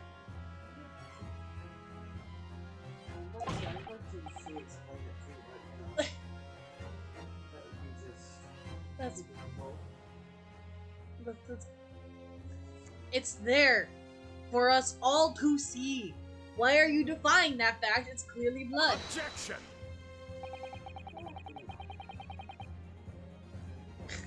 I liked its paint. I personally... I was hoping it was blood. I personally attended Scotland Yard's investigation of the omnibus. Yeah. The officers involved went through the carriage with a fine-tooth comb. So I can state with absolute certainty. No such smear of blood existed in that carriage. At least, not until the trial began. Where'd they get the blood? Wait. You know, I don't question it because, things seem to appear. Are you suggesting, Lord Von Zeeks, that the stain of blood was fabricated, my lord? Yes, and while this court has been in session... What? Okay, fabricated by who? What a pervert. I must say, I didn't expect such a crude reasoning from a prosecutor of your standing, Lord Von Zeeks. But I'm Magnus Begilded, a fellow known all over the capital for his fine contributions to the public life. I didn't take kindly to slander, and I would fight it to the bitter end. Even if I'm rolling off the tongue of the Reaper, even if it's rolling off the tongue of the Reaper of the Old Bailey. Mr. McGilded, I realize that this is your first appearance in court as the accused. What?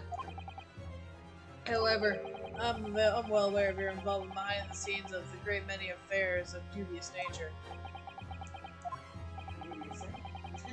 You're very adept when it comes to avoiding getting your hands dirty.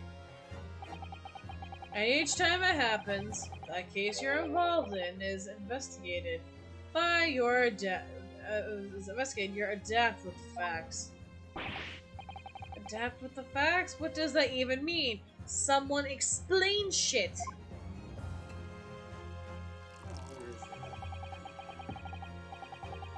When you wield the fortune the size of Magnus Begilded, however ill-gotten it may be, nothing is impossible. Tampering with evidence, manipulating the scene of the crime, bribing witnesses. I toast your ability to conclude with the most convenient of stories, sir. Concoct, yes. Tut tut, Lord Von Zeeks. This will not do, to be sure. Will it now, counsel? Oh no. I think it's fair to say that this does sound like a rather far-fetched excuse by a desperate man. The blood in the skylight didn't exist, you say? But if you hold cast your minds back, is it not true that the omnibus has been here in the courtroom the entire time? How could anyone possibly have a smear of blood in it without the whole world and his wife seeing? Isn't that right, counsel? No, it's true. Huh? I mean, she could have done it. Gina.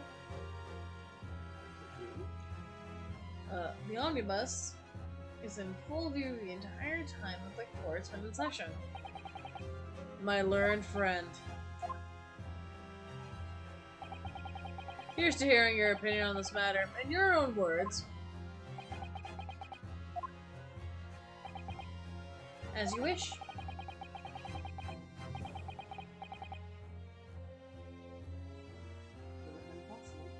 No. Oh, yeah, man, when she did the smoke cloud. Okay. Was that what you're guessing?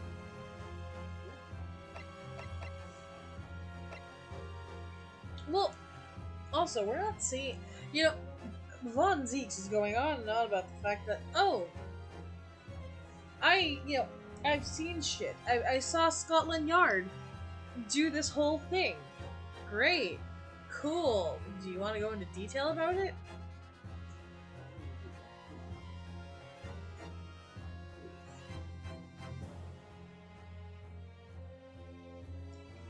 I mean, it could have been possible.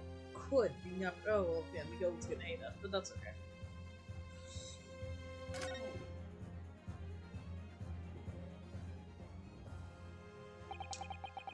As a defense lawyer, it's my job to advocate for the defendant as best I can.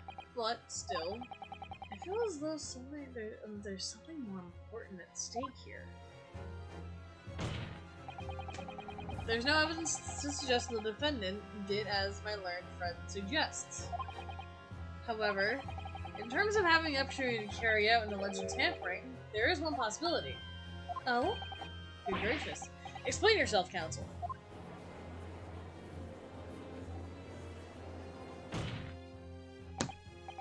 Yes, there is.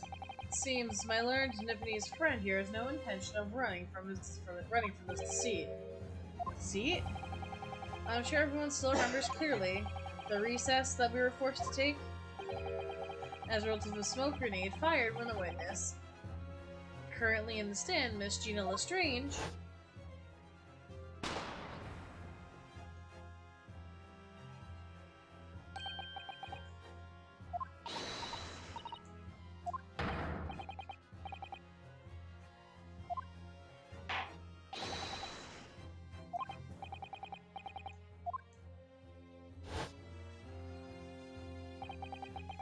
the courtroom was filled with smoke, and everyone was thrown into confusion.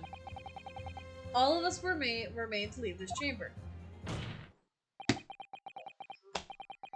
As a brief interval under the veil of smoke and all the chaos, it could have been possible to steal inside the cabin, the omnibus.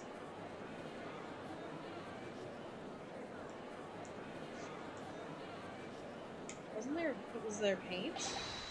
I don't know. Are you wise? Oh, Jesus Christ.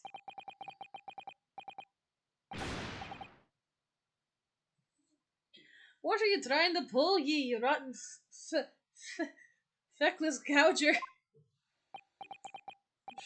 Feckless gouger? You're supposed to be defending me.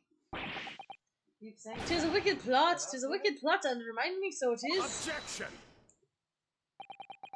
Whatever you think it is changes nothing. The facts are the same.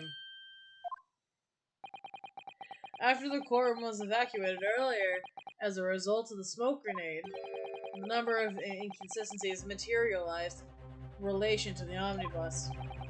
Inconsistencies, such as, Oh, I don't know. to start with, the storage compartment underneath the rear passenger seat. When the police investigated the omnibus, this compartment was full of the driver's items. Secondly, we had a smear of blood at the edge of the skylight. As I've said, that was not present at the start of the trial this morning. We didn't open up the mirror at the skylight at the start of the trial. Unfortunately, Lord Von Zeeks, no one is able to corroborate your claims. That's true. The omnibus was first wheeled out, both storage compartments in the skylight were shut. Accordingly, I'm afraid to say we cannot establish with any certainty this is evidence as a result of tampering or not. Indeed, my lord, no doubt that there was not a single person who saw fit to verify such things. What do you think? Sorry? About the omnibus. Is there anything else unusual about the omnibus?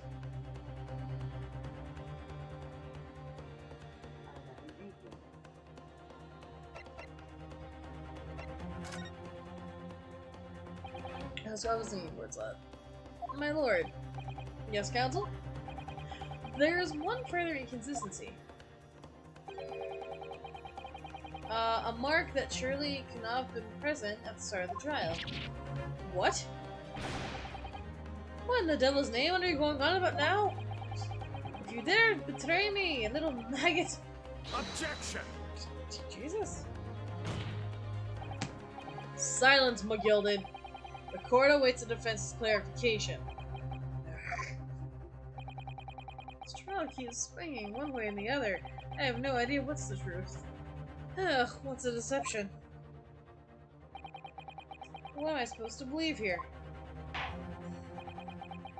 I shall ask you to elaborate, Counsel.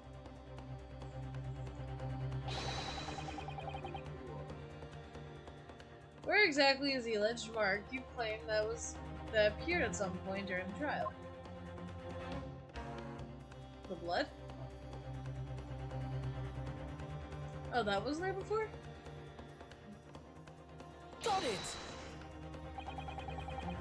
If we consider the victim fell through the skylight onto the floor of the cabin, then you would certainly expect the stain of blood to be where he landed. But as far as I recall, this bloodstain is on the cabin floor, and when the omnibus was first brought to the courtroom, good lord.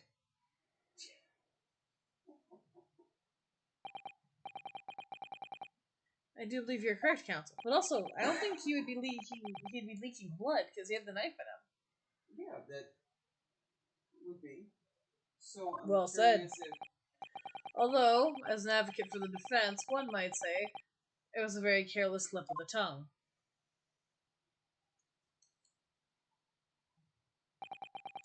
I believe the bloodstain on the floor was a decisive piece of evidence. But, if the question is whether the evidence is genuine or whether it is unlawfully fabricated by someone, I feel compelled to admit that there's at least a possibility that the evidence is fake.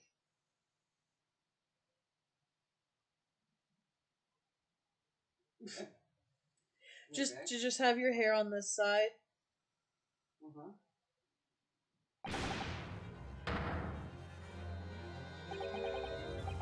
This trial is over. Mr. McGilded, I have done everything I possibly could to cooperate with the court, but it's all over now. But you're the defendant. 'Tis over, I tell you. Memory, recollection, what people think they saw, 'tis all nonsense. Facts are what counts. The fact is the bloodstain there now. Well, okay. And over the course of this desperate trial, long and extremely drawn out as it has been, the good-for-nothing Reaper of the Bailey has failed to present any decisive evidence at all. I'm scandalous as I am. I thought better of the Lord Von Zeeks. Well, my lord, I must concur with the defendant. This unaffirmated recollections of an individual cannot stand as evidence. At the moment in time, this particular bloodstain in question is very much in existence. And in absence of any credible method of which to prove the alleged previous non-existence, I regret to say that it would be improper for this trial to continue. Your lordship can't be serious. Lord Von Zeeks, what is your position? The prosecution, my lord, has no further witnesses or evidence to present. Very well. In that case, I believe we have explored every possible avenue in this matter. I shall proceed with my adjudication. As a formality, I am first obliged to confirm with the defense first. What formality? As things stand at the moment, it would seem that Mr. McGillen will be found not guilty. Yes.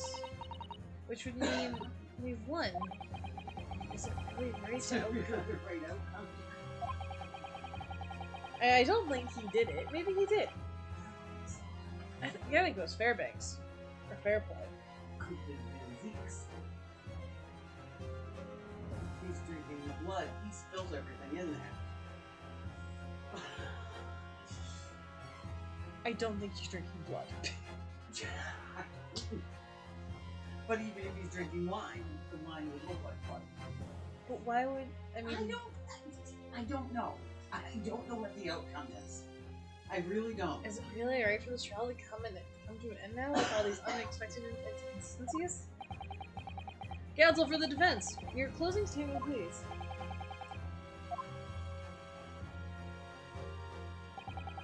Yes, my lord. The defense believes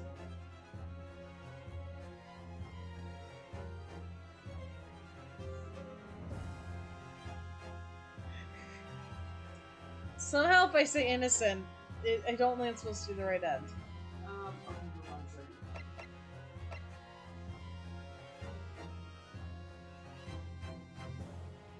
Honestly, you can pick either answer. There's just formality for reference.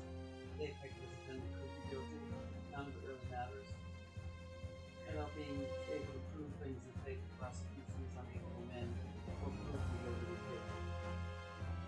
They pretty much won by default. Oh god.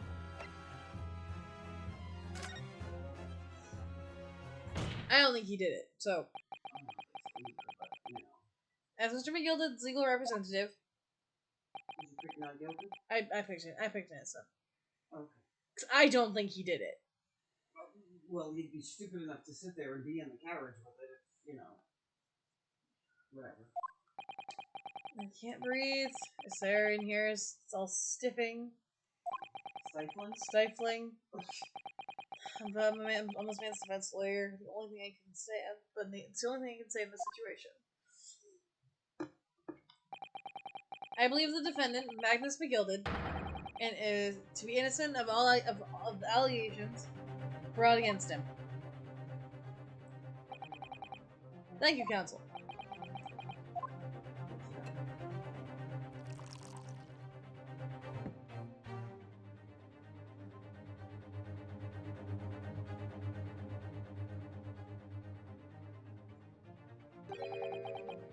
Here's to you, my Nipponese friend, and the most abject closing I've yet to hear in the court of law.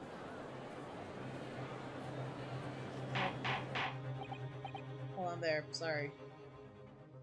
Order, order! Why are you laughing?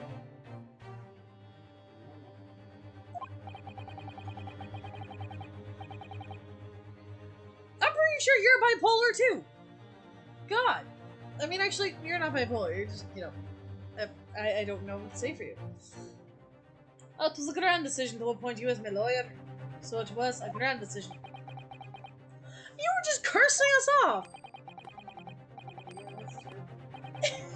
God. Drink whiskey more consistently, Christ. You saved one of London's most influential gentlemen, fella. You should be proud of yourself. Here, have this for your troubles. Your job here is done, fella. And some fine work you've done, so you have. What do you mean?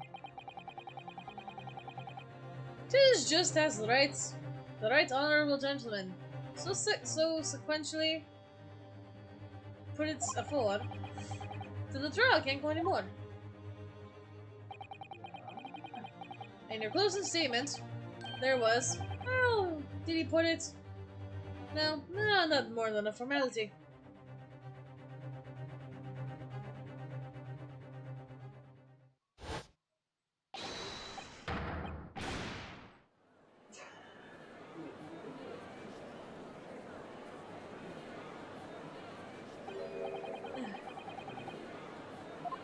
I really don't know what to think about this.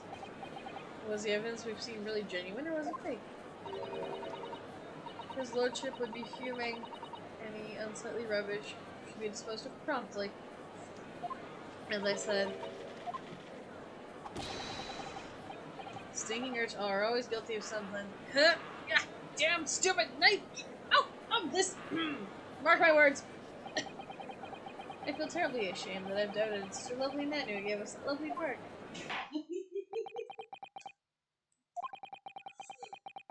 Now the proceedings have unfolded in this way. I'm compelled to declare a premature end to this trial. Furthermore, the court must accept the defendant's plea.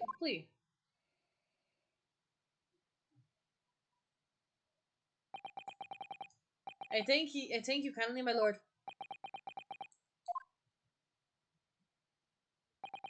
I hereby pronounce the verdict of this court. Objection.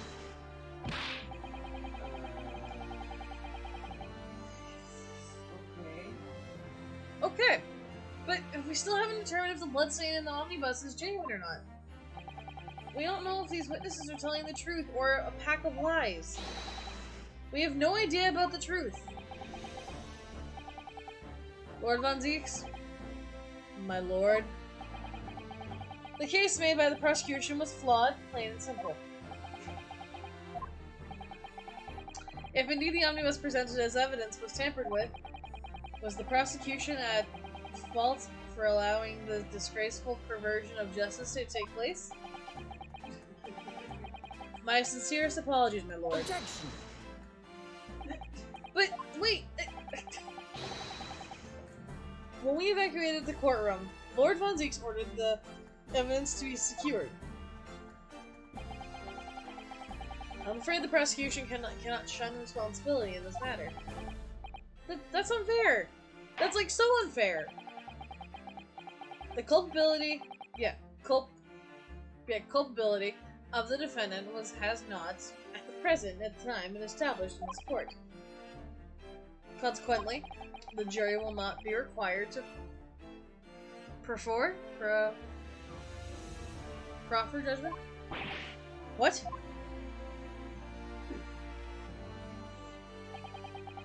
Well, Lord Von Zieks, it's been a pleasure, so it has. And as for you, my dear fella, I couldn't have asked for a better defense. I can't tell if that's a compliment or a slap in the face. Do you mean to tell me this has been a grand waste of time? 'Tis the law of the land, my good man. If you'd like to pursue the matter further, you can always go ahead and try to change the law. Magnus McGilded. Good Kafif! You've more to say to me, have ye?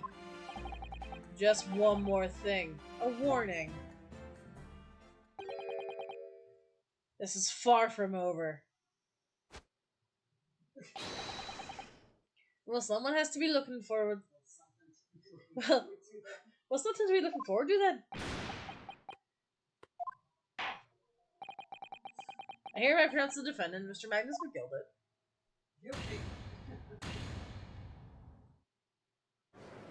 I don't think he did it. But I can't tell! Why? Fireworks?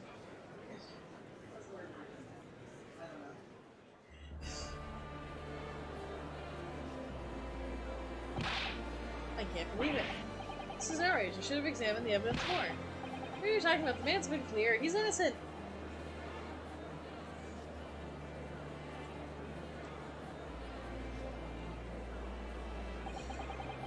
And with the courtroom in pandemonium, for a second time, that day, the judge delivered his verdict. And my first trial of Great Britain came to an abrupt end, with the defendant being found not guilty. Obstinately a victory for us.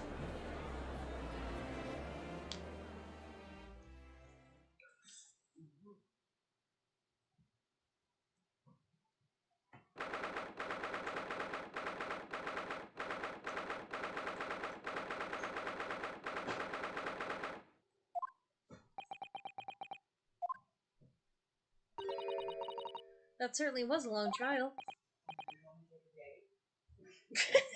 Probably got like 5 hours, if not more. Yes, it certainly was. Your first ever trial on foreign soil and your first victory. It was a wonderful performance.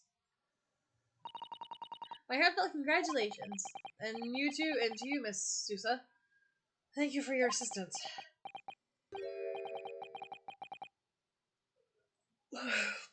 I suppose we should be happy. The trouble is we're still completely in the dark about what actually happened. Well, we didn't have enough time, but isn't it wrong? I mean, who was actually responsible for Mr. Mason's death? We didn't even know that. The sole aim of the defense is to obtain a verdict that exonerates the defendant. You carried out your duty to perfection. Hey, that you did.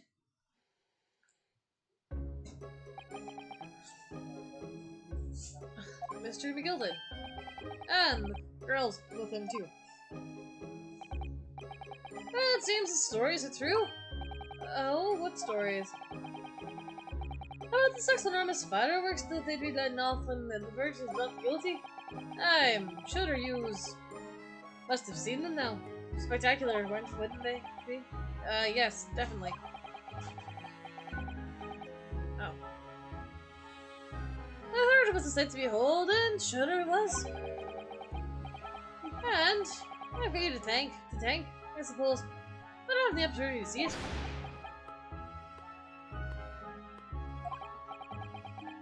I don't know about that. I'm sure I really didn't. I'm not sure I really did anything. What on earth are you saying, you fella? How did I walk out of there free man? I don't think it was nothing extreme. Down to your planning. You're a straight fucking fella, aren't you? I must say, you had me astray in the head there once or twice. But you're young and headstrong, and it is water under the bridge. Congratulations, Mr. McGilded, on having your name cleared. Nothing's resolved. There's only one thing that matters to me. Oh? Aye. They've all seen that I didn't do the odious. They've all seen that I didn't do that odious and odious. That odious and absent deed. Tis grand, is it not? I suppose it is. Now the fine fellows of Scotland Yard can take the matters into their hand and sort out any wee details. Ah, welcome back. They all see it for what it is. They all get to the truth. I have absolute faith in them, so I have after all. I do give it a ride in a good number of wages with all the taxes I pay. It's not that funny. So then, as we agreed aforehand, 1,000 guineas for each service fellow. Oh, no, I couldn't possibly accept that much. I'd be waste. You're a humble people, are ye? You from the east? Well, if you insist. But have this. Still, have this and you deserve the reward.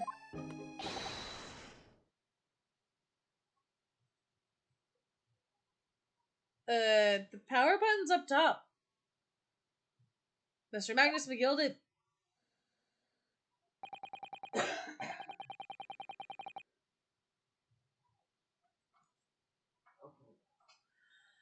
What? Everything's ready, sir, if you'd like to follow me back into the courtroom. Into the courtroom? What's this, officer? Tis sooner than I'm led to believe. I hope it's not inconvenient, sir. But there were some changes to the schedule. Well, I must be making the tracks now. This time for the inspection. Sorry, what inspection? They're going to be examining the omnibus until I've been told. I asked if I could be present. Of course, myself. Yes.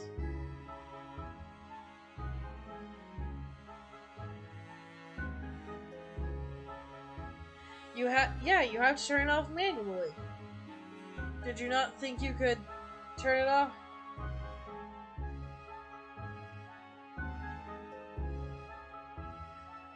I also give up on the Wii games. There's one method to get them, but I won't go that route. The method that has the word dark in it. Oh, okay. I haven't done in years. I don't want to get in trouble. Yeah, but you didn't know you had to turn the Wii on and off manually?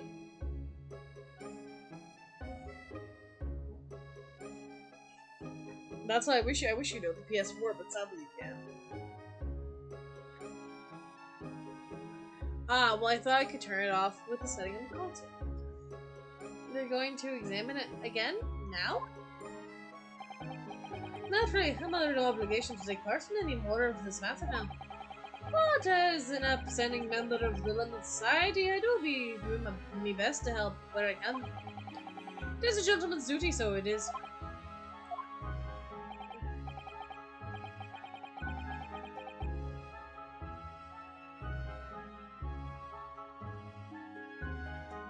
Okay, so you can turn the PS4 off with a controller and turn it off with a controller.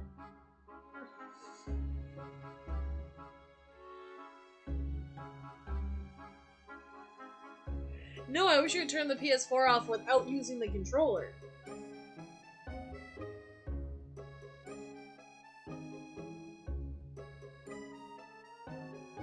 I don't know. I haven't used the Wii in years. I don't think so. I think it's always on. I think sleep. I don't know when sleep mode came into play. Or I think because it's a Wii, I don't think it. Because I think they had it on laptops. I don't think they had it on the Wii. So then, fare thee well. My own true love, I forget the lyric. It was an absolute pleasure meeting you. I hope you have a whale of a time while you're studying here in Great Britain. And there he goes! A free man! Oh! Bye for Russia, Suju.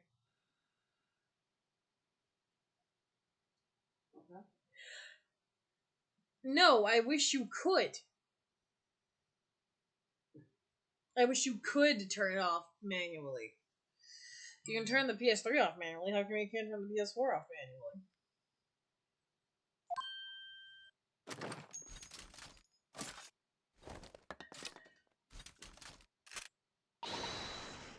Don't move! Okay.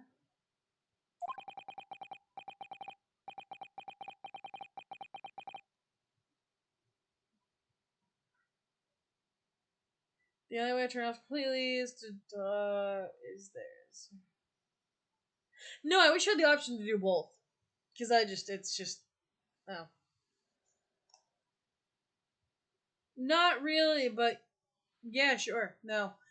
No, I wish you could. It would just make things so much easier, because you can turn the Xbox off manually, you can turn the PS3 off manually, the Wii, the PS2, how come we can't do it with the PS4?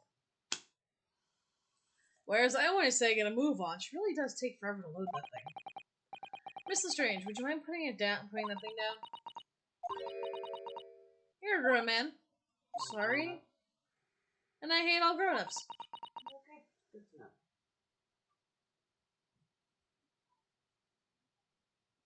Oh yeah! That's how you find the address where you can buy all the organs at the street market, like the black market. Yes, I'm aware of what the dark web is. No, I think it's funny. It's like when you're younger, when you hear about the black market, I think everyone thinks like, oh, the black market. Oh, let's just go to the black market, buy some organs, some illegal cuts. Maybe some meth. I think everyone thinks of the black market like that, when that's not what it is. But that's just, I always saw the black market like that, just going to the black market, buying a heart. I think I always thought that until someone clarified that. I'm like, oh, that's what the black market is. No. Ah, there you are.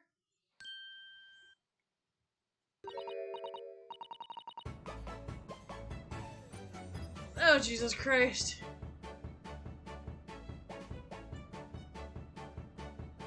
Naughty, running off like that. Is this some kind of picnic? Who's the little girl now? And taking that with you as well. I was looking forward to a trial run of my own experimental smoke grenade launcher.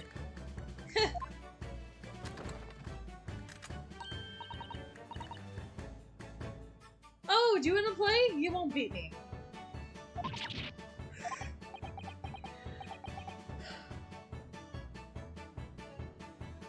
I use DuckDuckGo. Excuse me, but who are you? Oh, good day to you. I'm the inventor, I suppose, of that machine. That does not give me your name. Well, neurosmokerians are so dull, don't you agree? White, white, and more white. If you have to shout it and smoke, it could at least be a pretty color, I thought to myself. Do we have to be shouting and smoke, though, at all? I just took my eyes off of it for a moment while I was changing onto the different omnibus, and she pinched it.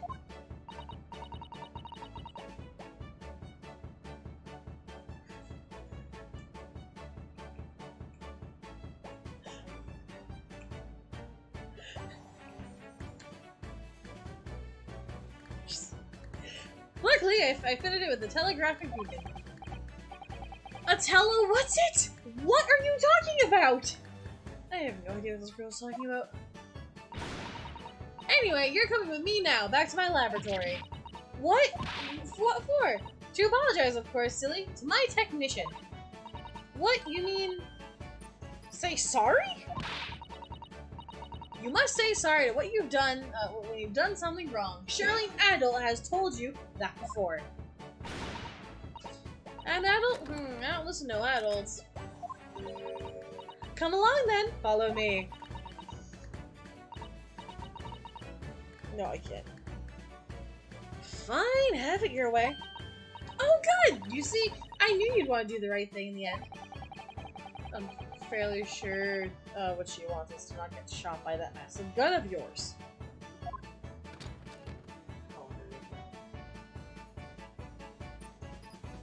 Oh, I can put the Wii on rest mode and off the controller tool. Oh, okay. I didn't know that. I just get up and turn it off. Well, we'll be leaving now. Bye-bye. Oh, I'm sorry for all the fuss. You didn't even tell us your name! She was a lively one. Okay. Well, do you think perhaps we ought to be on our way now, too? Yes, you're right. But, where to? Oh! We haven't had time to find a place to stay. No sooner have we arrived in London, we had to rush here. All of our traveling cases are still with the bailiff.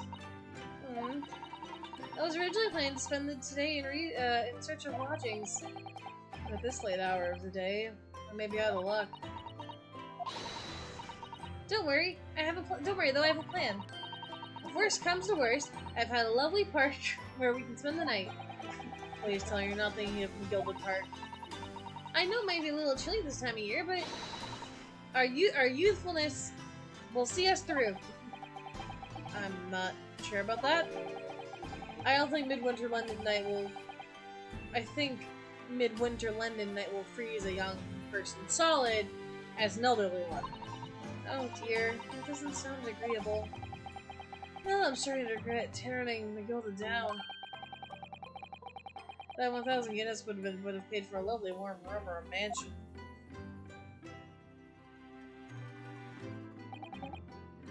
And so, the trial to determine my worthiness of the study tour was over by the end of the first day in London.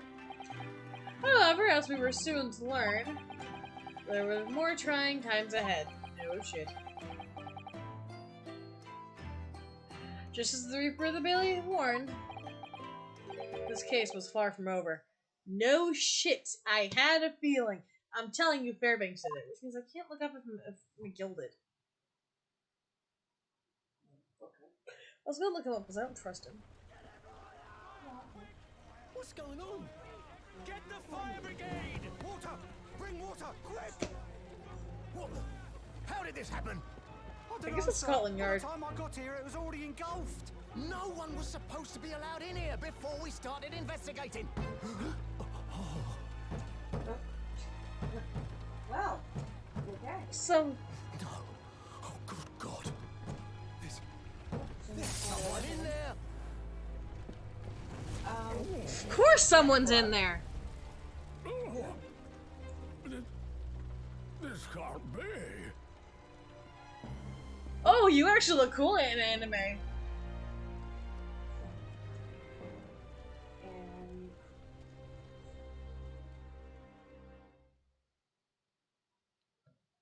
or did they walk in? They weren't. No, okay, never mind. Okay.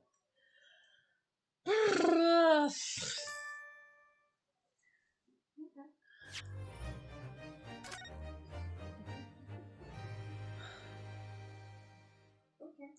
Yeah, so in this game, in the after the trilogy, the Ace Attorney trilogy, which I think is still probably my favorite trilogy.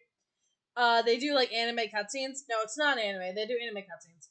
I think if they were to do an anime of this, they would redo scenes. They wouldn't repurpose scenes. Repurposing? No, Oh, okay. they would like redo it all. At least I would think. I would think they would do it.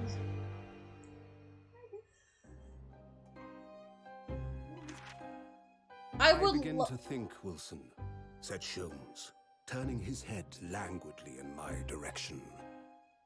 Please that hold. There is more to this case than that which we have observed. Indeed, that there may be another part to this story that we are yet to discover. His eyes wandered, following the steam rising from his cup of herbal tea, leading him to the distant memory of that snowy evening. To the young lady collapsed on the pavement along Briar Road, and to the knife in her back. Lit in the soft glow of gas lamps, a most extraordinary scene had been set. And under the cover of a light fog, the curtain had risen silently on the insoluble mystery of our invisible killer. That's supposed to help, how? A lot of people want to see a season 3 of Ace Attorney where they actually do like Dual Destinies, the newer games. I don't know if they would do anime on this one. A lot of people want to see them continue with like doing Dual Destinies, Spirit of Justice, Apollo Justice. What?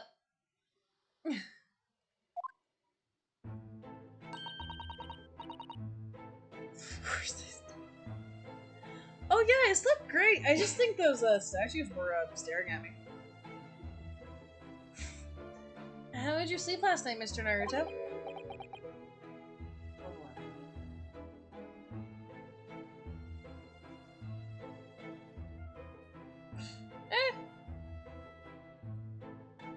I haven't really played games on my PS4 unless I'm streaming because I've been taking a break from Dead by Daylight, so.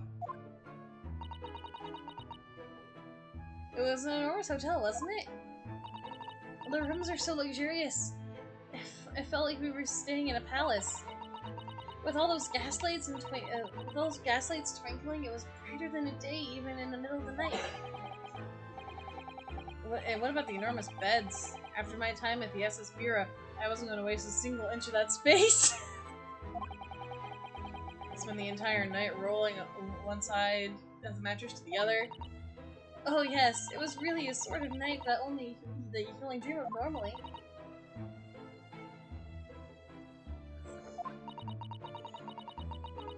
When I learned we owed £3 for the rooms, my dream quickly turned into a nightmare. Oops, sorry about that. The building was so impressive that the entrance was away. I just wandered in without thinking. In a lodging house in Japan, that sum of money would put a roof over your head for a whole year.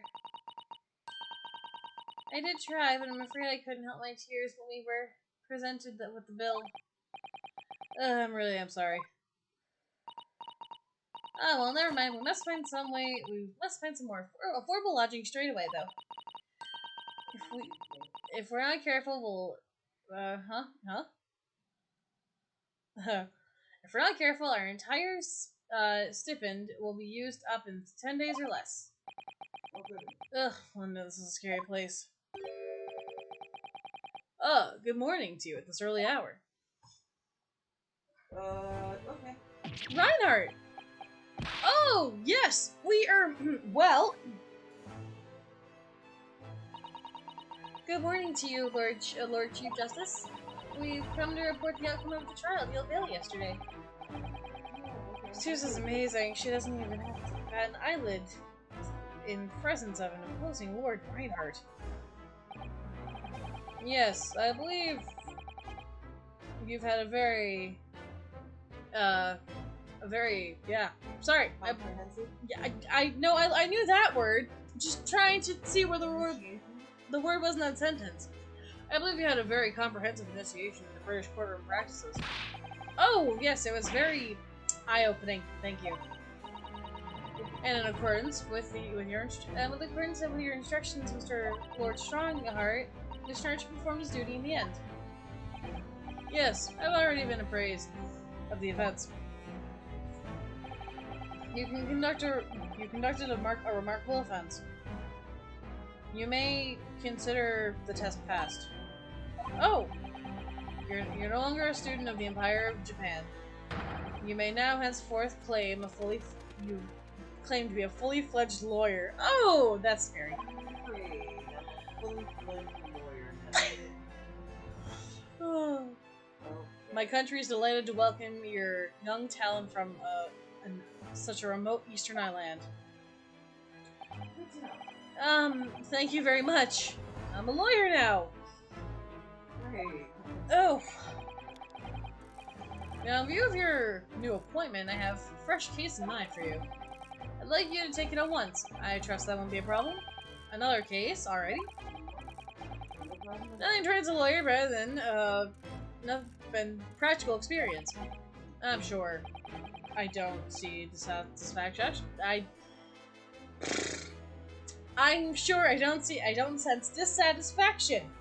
Do I? What is a galaxy? It's just that yesterday's trial ended unusually. I haven't quite come to terms with it. What's to come to terms with? The man was cleared. We're still on the first game.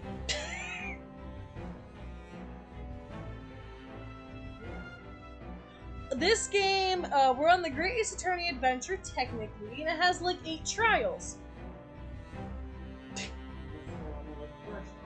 Yes! 4th. Sorry, we're on the 4th trial. Oh. How many episodes have we done? 10? 12? No, there's only 2 games. It's the Great Ace Attorney Adventure and the Great Ace Attorney Resolve. We're gonna be playing these games for a long time, so, cheers!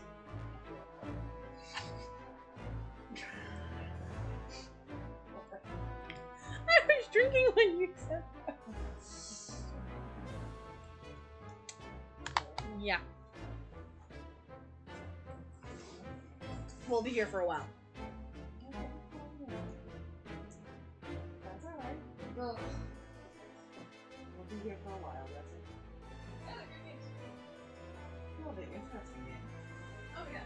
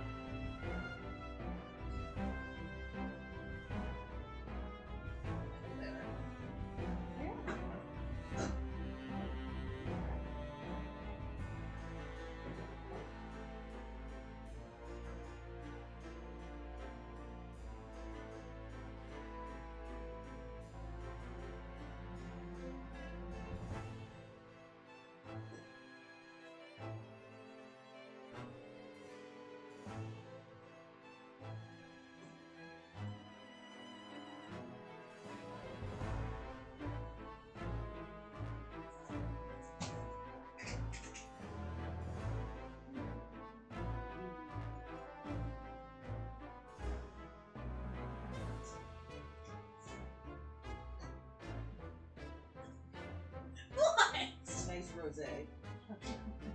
Yeah, I got a bit more of a camembert. I don't know, it's orange. What would you call it? Orange? And pink. Nice rosé. Yeah, kind of. Okay. I'll go with rosé. There you go. Okay.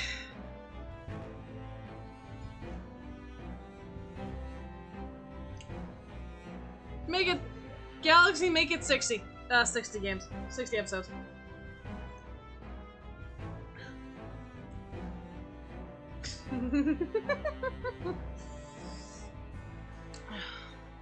What's to come to terms with your man?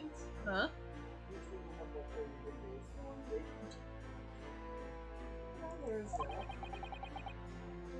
What more were you hoping for? Decisive conclusion?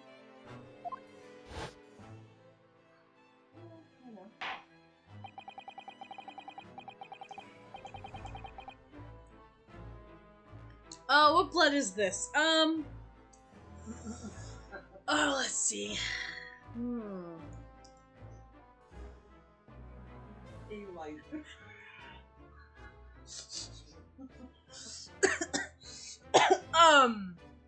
Okay, let's see.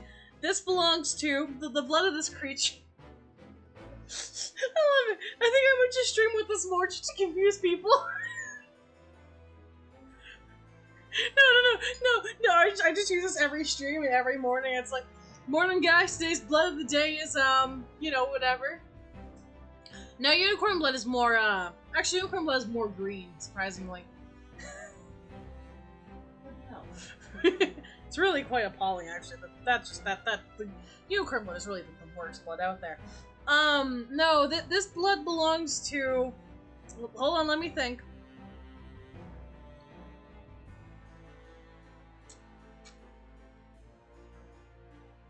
It belongs to an otter. Otter, okay. Oh, hold on, let me specify. It's an otter from a different planet. They're really vicious creatures. Yeah, it's an otter from, like, Zimbabwe. Very vicious, very vicious. Okay. Sure. No, the best yeah, they have orange blood. Yeah, it tastes very fruity, like oranges. They have a very orange diet. Yeah, and it's not really from another planet, but it's from Zimbabwe. It's the alien otter because it looks like a mix between a star-nosed mold and an otter. You do know Zimbabwe is not from another planet. I know, I'm aware. Okay. It's called the alien otter. Just checking on that one. Because I really wasn't sure. Are you sure it's not floating in space like me?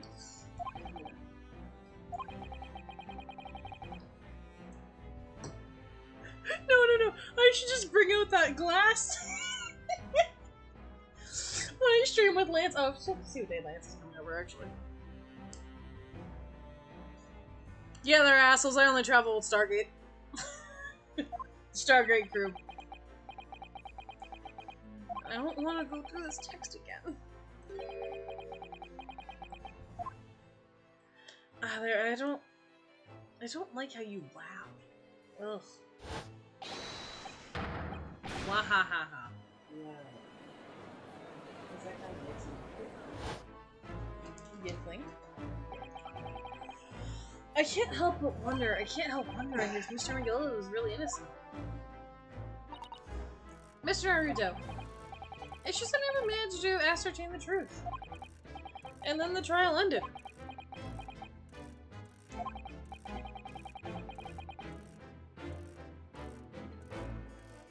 Well, you needn't let it trouble you a second longer. Sorry? What do you mean, Lord Strongheart? Magnus McGill had passed away. So he was the one inside it. Immediately following that trial. No! What? Mr. McGilded is... when Lance comes over at some point.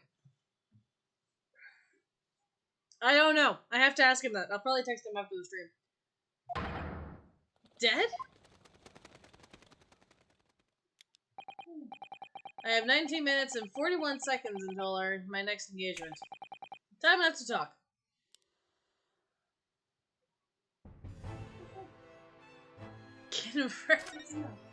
Great. Thank you for the hydrate. I don't understand what happened. How can he be dead? Make up a story with the blood. With this particular otter blood. The alien otter blood. Yeah, okay.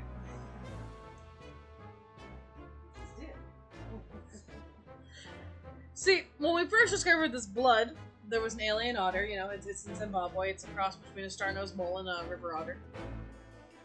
You know, sea otters are the far superior, cuter otters. Anyways, yeah, they live in the water, and they can burrow underground.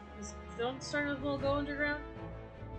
I don't know. Well, I don't know. So they live in the water, and you know. Well, one got attacked by a underwater dwelling creature that attacks with a shark. I'm trying to think. I'm trying to think where Zimbabwe is.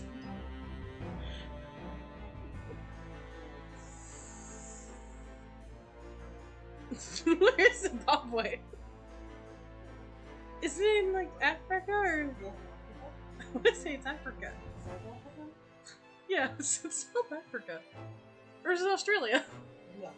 No, okay, no. So it's South Africa.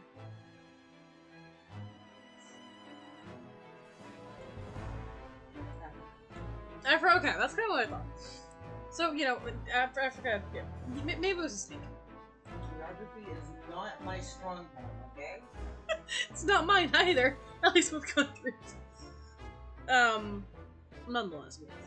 Zimbabwe is, geography is not my point. So yes, so yes, there was an otter. And, you know, it got killed by like a shark.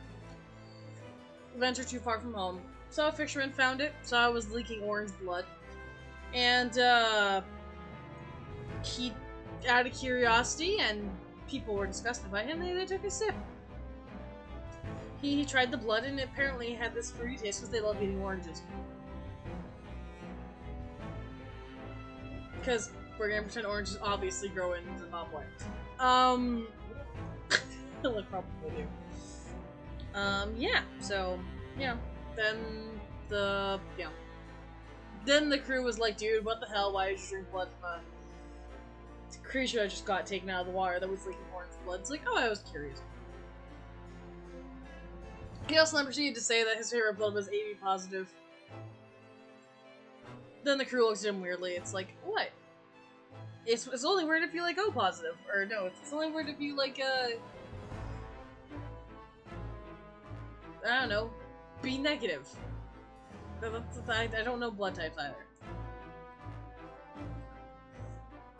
And, yeah. So then he had to kill the crew, because then he just told them that he was a vampire. He wasn't a very smart guy.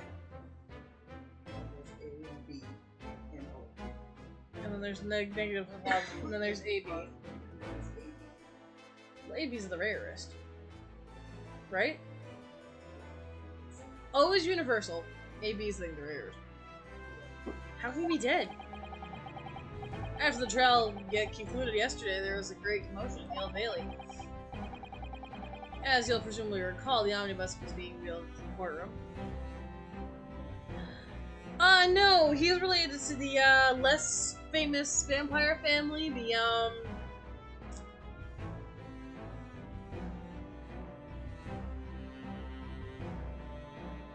hold on. The Alucards?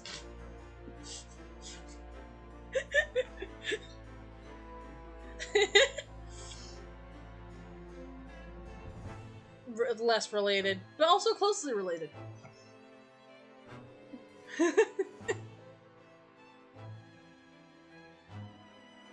Yeah. Yes, of course. That was the scene of the crime in which Mr. Gill was accused of.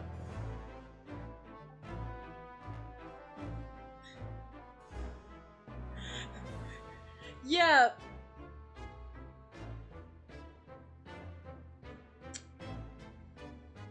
I'm waiting to see if you actually pick up on the name, Alucard. Think about it a little bit. The scene of the crime, that was the scene of the crime which Mr. Gilded had been accused of. Precisely. Well, while the bailiff's attention was diverted by some other matter, the omnibus went up in flames. No. Dracula. Alucard. Dracula. Alucard. How could such a thing have happened? Alucard! Dracula.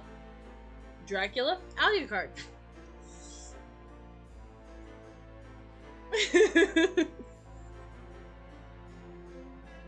That is being investigated as we speak, but already. The police have identified a corpse found inside the charred shell of the carriage. The charred shell of the carriage was that of Mr. Gilden. Dracula. Dracula back. Really?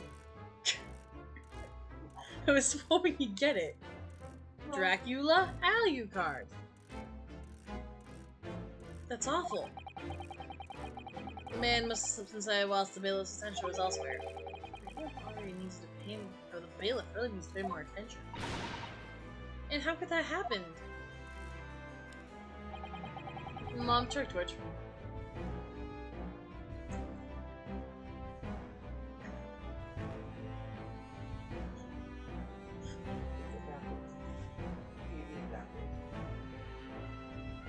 I'm saying it. It's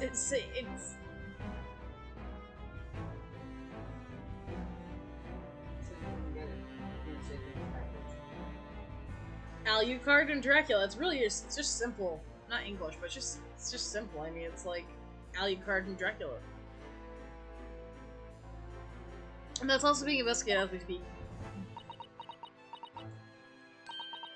Thinking back now, immediately after the trial, Mr. McGilda did mention going back to the forum to look at the omnibus. Well, your name doesn't lend to it being said backwards, where Dracula and or Dracula can be said backwards. Because I think Dracula, like, I mean, according to lore and things, you think he's used Alucard instead of Dracula.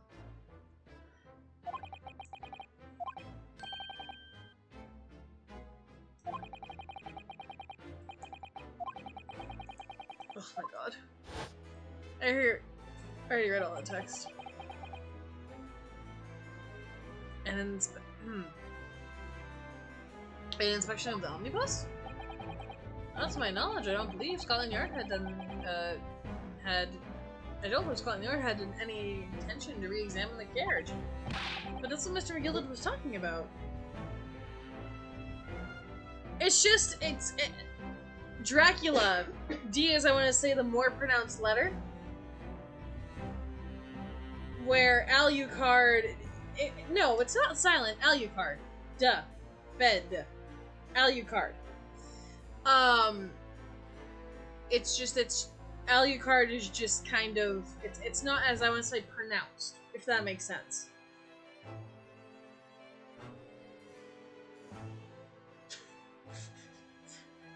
It's just... What? Use your words. Alright. It's just Alucard. Dracula. Oh. Oh, I hear it now. It's at the end.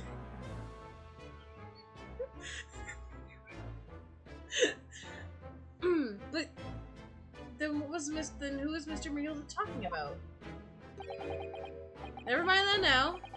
The art is making a thorough investigation. And this is a matter no longer a concern of yours. Leave it to the police. Okay. Well. I had to imagine the word backwards. And as you said it, write symbols in green. Oh, okay. Nice.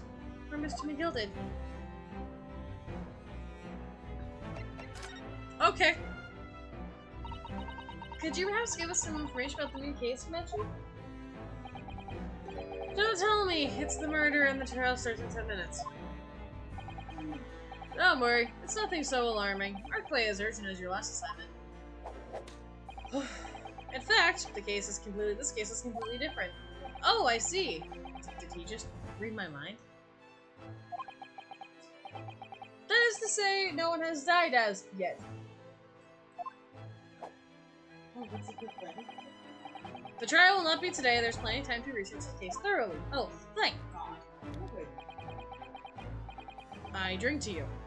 23 hours, 43 minutes, and 19 seconds to be precise. So the trial's tomorrow then. Okay. Is everything alright? Oh, yeah, just a little confused. That's all. Yesterday's trial was, well, left me wondering if I was really cut out for being a lawyer. Well, Mr. Naruto, I don't know if I could face another standing in the courtroom after Mr. Guild's trial. Ah, yes, I nearly forgot. The case has one similarity to yesterday's case. Once again, there's currently no one, and there's currently no one to advocate for the defense. Great. You know what's gonna be great? If I just continue using this while I stream, I can look like I'm like, and not that I am, but I think it'd be kind of funny. It's just like I just constantly have like this like kind of like wine glass in my hand, like, oh yeah, I just constantly drink. Well, that's further from the truth. Oh! If the situation remains unchanged, the trial will start tomorrow and the defendant will be unrepresented. And if that happens, I need not remind you of the inevitable outcome. The most terrible end awaits the defendant. Yes, that's right. Oh. Here we go again.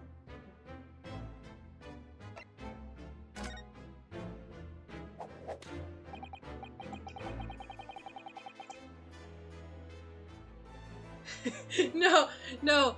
I always look like I drink because of Seamus, but really it's just I just drink like water, juices, body armors. How do you drink so much? And how are you like you're not Irish? How are you like stable while drinking? It's like, oh, this isn't alcohol. This is a orange mango body armor. It's really good. Or Kathleen's a vampire. And we just don't know it yet. It's just blood that has flavoring in it and the color's changed. Yeah, no. I will not be living under a bridge. I just drink so it looks like just looks like, you know, I can match up with Seamus when it's just like body armor. Yeah. What'd you think it was? Yeah, it's just body armor. Yeah. What did you think it was? Wait, did you really think this was wine? Oh, that's canon now? I'm a vampire? Oh, great. Okay. Okay, I guess it's canon. No, Galaxy. Oh, no. No, we don't have any orange juice. You're part vampire, so you don't drink blood. But I'm full vampire, so I drink blood. You only get the night owl tendencies, that's why you're up so late at night.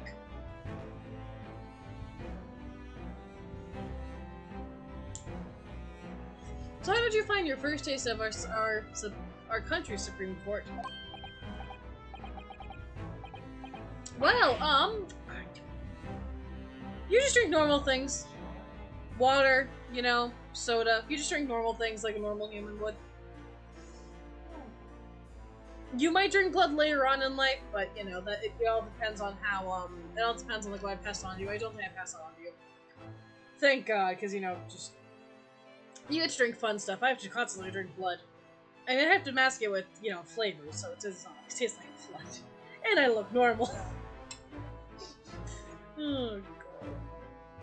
You might also drink alcohol, because again, Seamus is your father.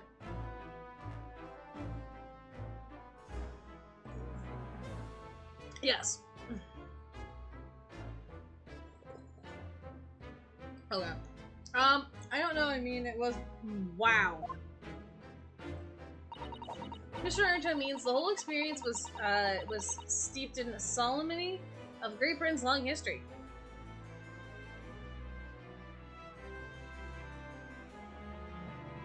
Sure, why not?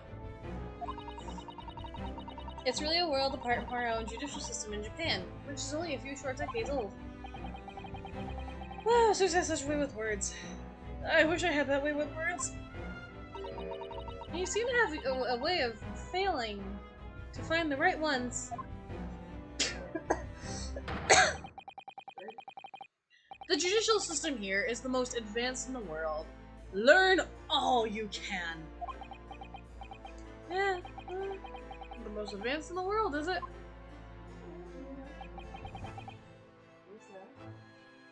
It was fortunate. Their very first trial was a simple affair. What? That was simple? That was simple.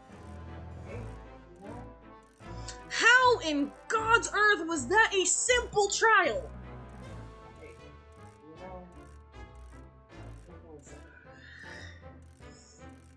Oh god, no, Twilight's completely inaccurate.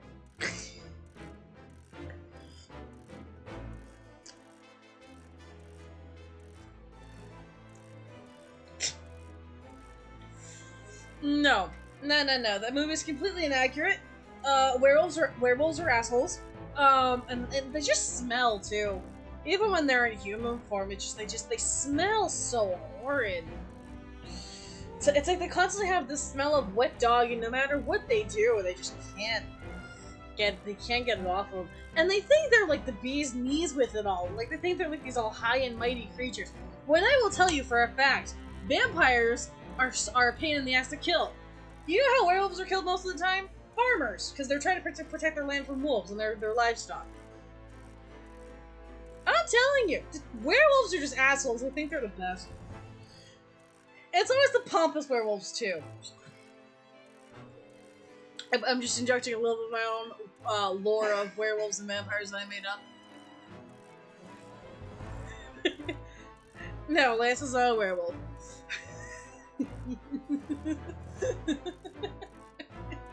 Lance is not a werewolf, though. No, I in my story, I made my own vampire lore, and I made my own werewolf lore. But werewolves are just so easy to kill in my world. It's so funny because it's like only like if you're a werewolf that has like white or black fur, no one touches you because it's considered a bad omen because you're considered good luck or to keep you away. But if you have like brown, gray, the more common colors, you're screwed. Farmers kill you because they just think you're a wolf and they're trying to protect their land and their livestock. No. Lance is just a bridge bumpkin. That's the term, right? Bridge bumpkin? Or, no, Tony. It's Tony, that's his name. Tony's just a bridge bumpkin.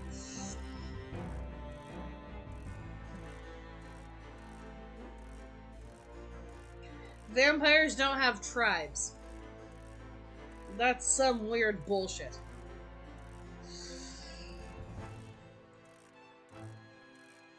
Their very first trial was a simple affair. Thank you, Sousa, thank you. Simple? That was simple? As I believe I mentioned yesterday, it was a trial you couldn't lose. Okay, sure. No, I got turned into one. I don't mean to be contrary, Lord Reinhardt, but that case was anything but simple. The circumstances of the case were so incriminating. The circumstances of that case were so incriminating, I was stunned when I first heard them. In fact, I'm still finding it hard to believe that we managed to get a favorable, or get a favorable verdict. Is something funny? No, my apologies. However, the fact is that you did receive the not guilty verdict you were set to achieve. And that can only be attributed to the exceptional talent when you agree. Well, I don't know about that. Well, never mind. You exceeded my expectations, I'll freely admit. That must be a least undeniable truth. Which is precisely why I have prepared a new case for you, as I mentioned before. What's going on? What was you going to say before? Well, you know. Your time is up. You'll have to excuse me. I would advise you to begin making preparations for tomorrow's trial. After all, the clock is ever ticking.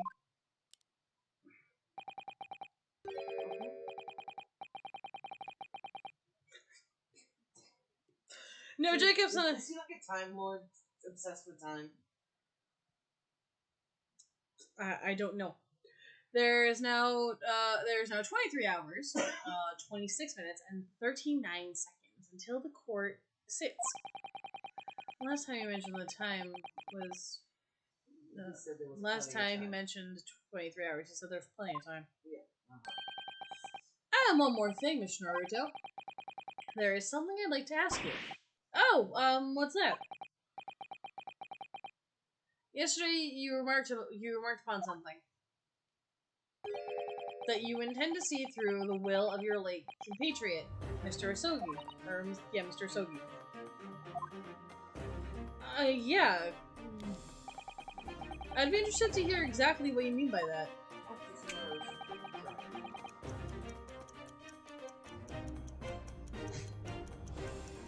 No, he's just some guy that lives in a cemetery, you know. Inside 34 seconds. Oh, well, Cosmo always used to say, you see, that he wanted to learn how the greatest justice system in the world works so he could change ours in Japan. Now that he's gone, I'd like to work towards that myself. And there's another thing. Oh? Another thing? I'm intrigued. Continue. Oh, on the way here on the steamship he said something to me. There's something very important I have to do. Something very important. What exactly would that be? He never had the chance to tell me.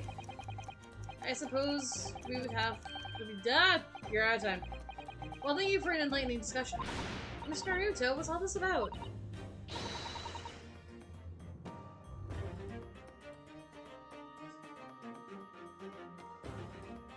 He never mentioned any sort of thing to me. I urge you both to focus your attentions on the matter at hand.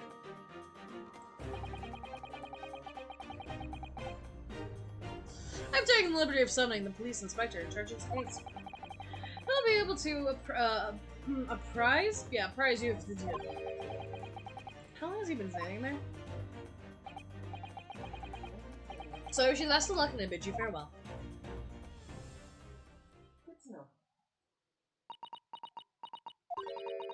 There's something very important that I have to do. Cosma, what do you mean? I wish I knew. But honestly, he never told me.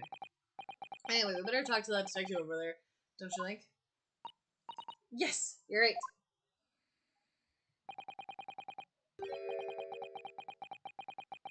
I'm hoping that's just... I'm hoping I'm just imagining, but I wouldn't say he looks pleased to see us all.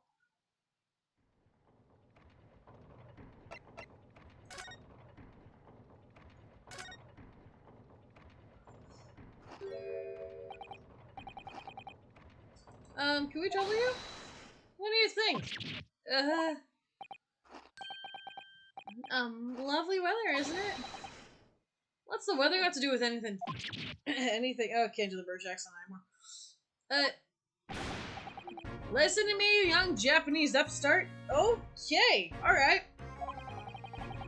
Some frippery about the weather doesn't get every English gent eating out of your hand, you know. But Susan told me it was foolproof. A busy man, a very busy man. Are you just like resetting a loaf of bread? There's a crime scene to investigate, but I'm here having to give the likes of you talking to. Oh, I'm ever so sorry. I don't know. Oh no, he does taxidermy and tax evasion in his character.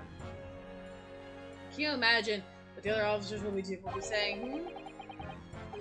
Haven't seen Grigson anywhere, have you? No, he's too busy with the bigwigs these days. All because of some bumpkin who's here on a jaunt from a country that I've never heard of.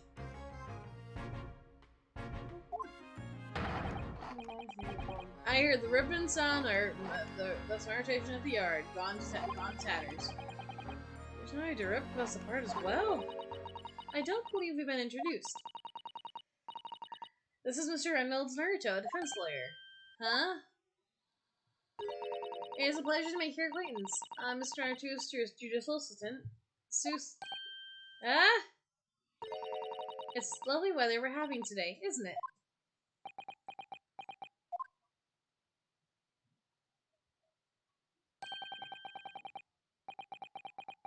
It's unseasonably fine, I grant you. London's winters.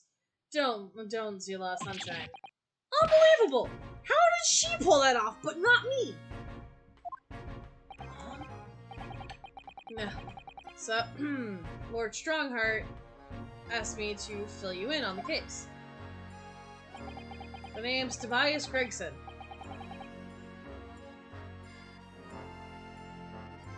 Maybe the truth. Maybe as the cover of the truth, he's a time traveler who's really saving the world with the League of Legends. What? You mean the Legends of Tomorrow? Not the League of Legends is a game. Inspector Grigson to you, from Scotland Yard. Grigson, Inspector Grigson. Inspector Gadget? What's the matter with Sousa? Does the detective's name mean something to her?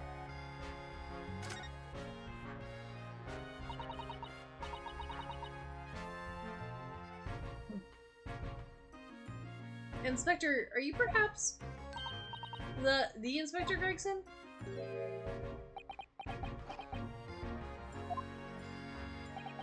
You're acting like you know this man, Miss Sousa, but he's a London detective. Oh, I do know him very well, in fact. Very well. Yes, he's featured prominently in the adventures of Hairlock Sholmes. Oh, in the publication. What was it called? The Rance magazine? That's right.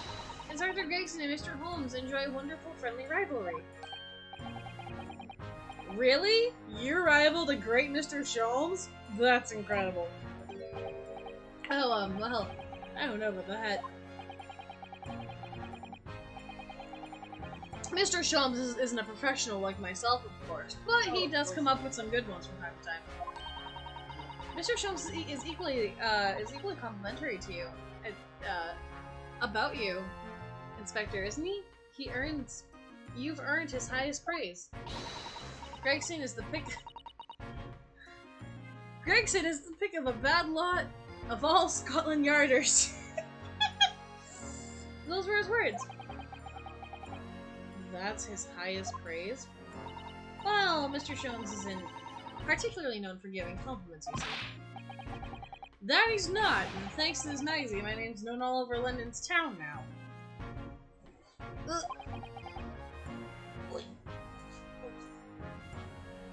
That's great, isn't it? I have to admit that to start, I was a little flattered by all the attention. Everyone, shake my hand, know my reputation with card.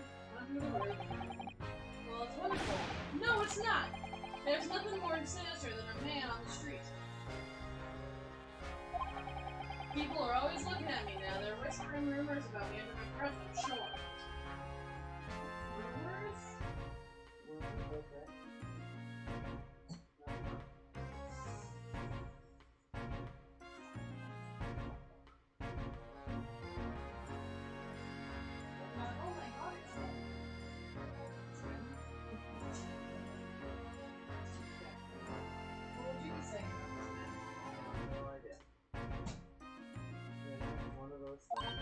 Are you quite sure? He's changed since he started appearing in these stories. His fame's gone to the head. Stuff like that.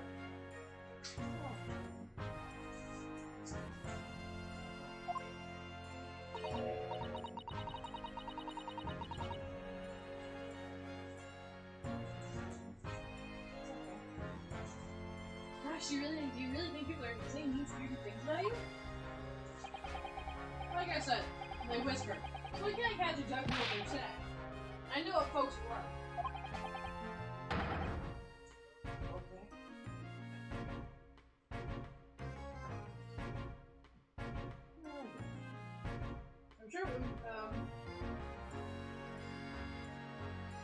sure that's what they're saying. I'm sure as eggs is... As sure as eggs is eggs.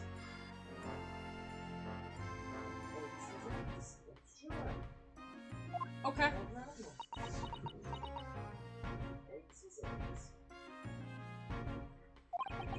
I get the feeling the detective can be... I get the feeling that this detective can be very hard work. I have no idea.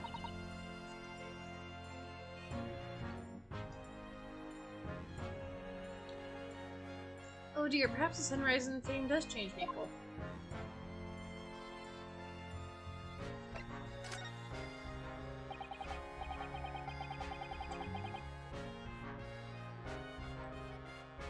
Thank you, Galaxy. Have a good night.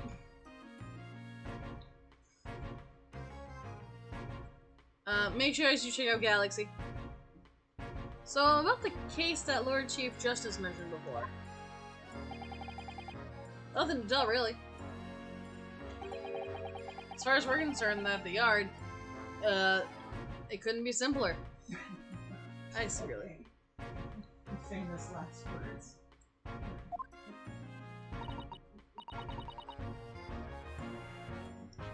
Oh dear, that probably means, as far as we're concerned as lawyers, it couldn't be more complicated. I wish I were wrong about that. I wish you were wrong about that. But I have a nasty feeling you're right.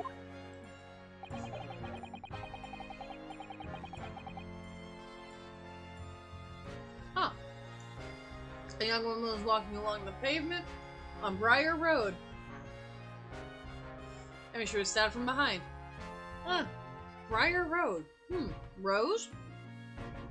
Briar Rose? A thorn? Fortunately, it wasn't fatal, but she's still laid up in the hospital unconscious. Ah, that's right, Mom. That's despicable. What sort of coward would attack a poor woman from behind? I suppose you would have finished whoever it was with the Sousa takedown, would you? That's neither here nor there, Mr. Naruto. Brace yourself, Reynolds. You've angered her now.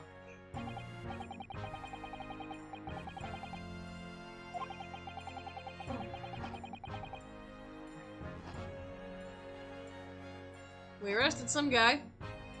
He barely had time for a cup of tea after the incident took place, to be honest. So there must be something left at the crime scene that led directly to the culprit.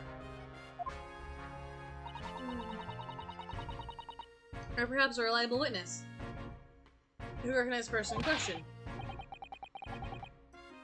Well, anyway, stop you there. You're wasting your time on this one. Sorry? There's nothing you can do. There's no way to help the bloke now. Why ever not? Simple. The prosecutor's been assigned to the trial tomorrow is Lord Barrick von Zeeks. Great!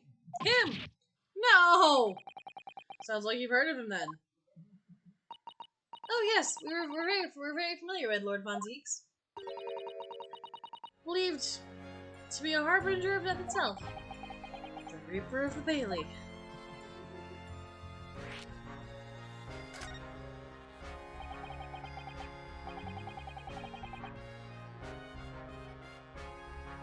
Lord Baron von Zeeks. We only faced him in court yesterday. Mr. McGill had told us about him before the trial, didn't he?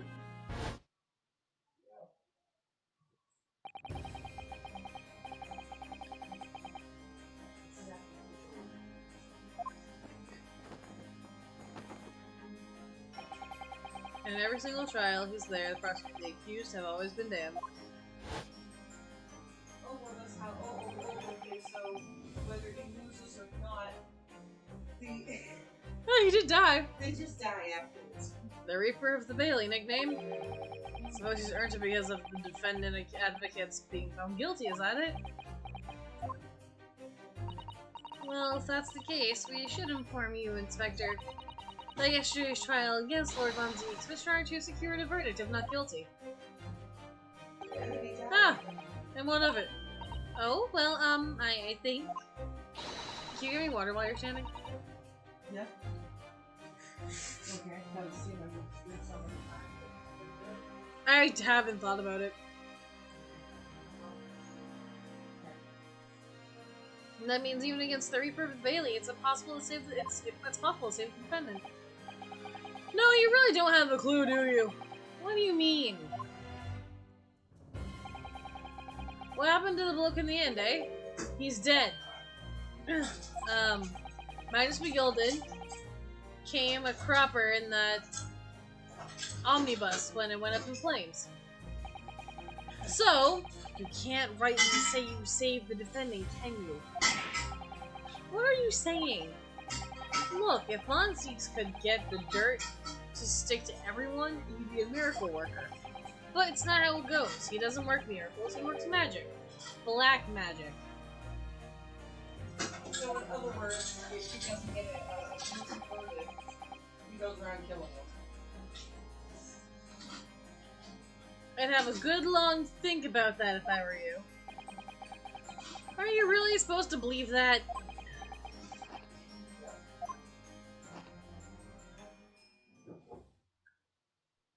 So we brought Cosmo back to life.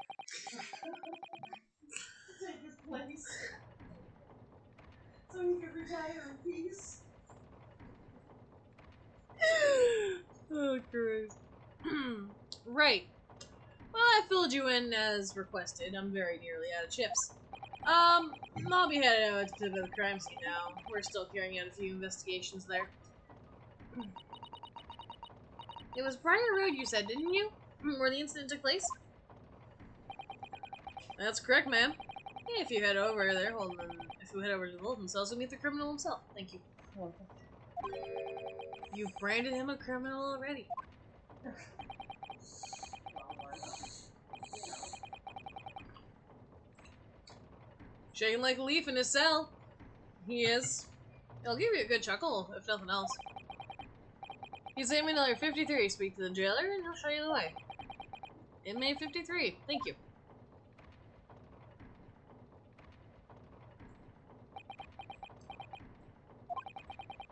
So there's no helping anyone against the Reaper. Of the Bailey, they say. Is something troubling you, Mr. Naruto? To tell the truth, when I recall the trial yesterday, I can't stop myself from shaking. The idea of facing the Reaper in court again is... Well, if you think too much on it, there's no shame in turning the case down. If you think it's too true, there's no shame in taking the case down. That takes courage, too. But the man they've arrested is innocent. You could well imagine if he's shaking like a leaf in his cell.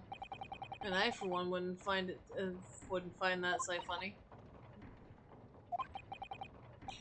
If I'm honest, I'm still reeling in shock with yesterday's events myself. And I'm really not sure if I'll be able to help this man, whoever he is. But I'd like to try. So I think I'm gonna go make some inquiries. Will you help? Did you really think you had to ask? After all, I'm your judicial assistant. Thank you. So then, shall we? Yes! Let's go!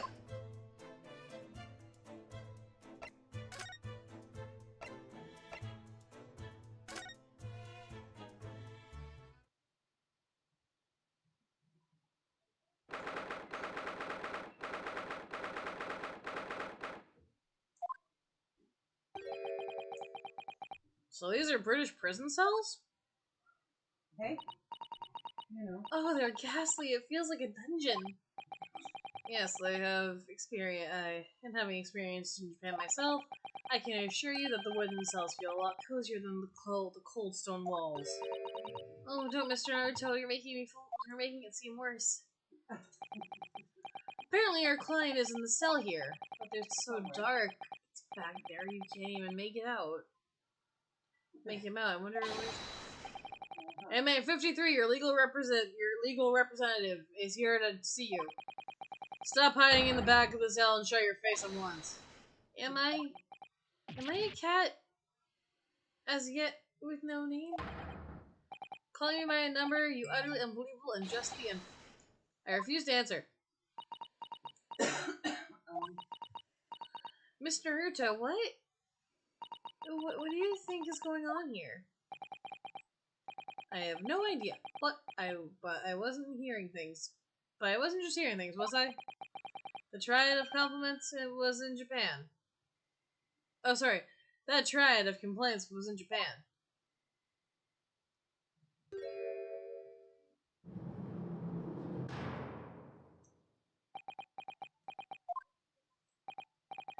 Excuse me, but who? Shh, quiet.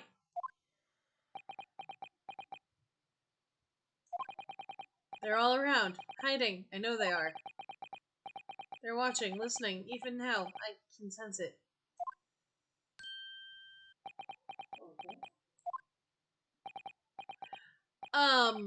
Right. So quiet. There you are. You've come to curse me, haven't you? Don't try and hide it. You're a ghost. A ghost? Sure. Yeah, we're ghosts. We mean you no harm, prisoner. Are you Japanese by any chance?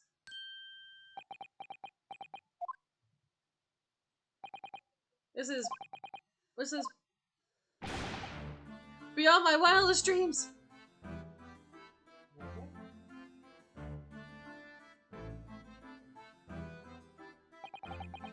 Forgive me for the outburst before. I'm so sorry.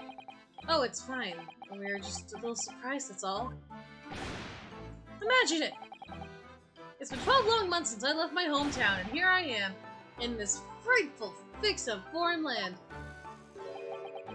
So hearing the sweet, sentimental tones of the compatriot's voice, here in this damp, dark hellhole was a most monumental, moving moment. Who would have guessed our new client, Lord Strongheart, had signed us? Who turned out to be a fellow Japanese. Ugh. With compassion, my fellow countrymen show. Dispatch a first-class lawyer all the way from Japan to defend a mere foreign student. Noble, nurturing, never failing Nippon. A first-class lawyer? Oh dear, I think that's something. There's been something of a misunderstanding here. I wonder, would you be so kind to tell us what's happened? Why you've been detained as a suspect, for example? Yes, I can. I will. Okay. Stay sullen and silent. I'm not sure I quite understand what he means, but he seems happy. Yeah, he does. I just hope he's actually good. I hope he'll just very nice. Thank you for your cooperation. I'm a lawyer. As I said, my name is Reynolds Naruto. My name is, and I am Naruto's judicial assistant, Susa Mikoba. I am a visiting student sent here by our government. Notoriously, named Natsumi. Soseki Natsumi.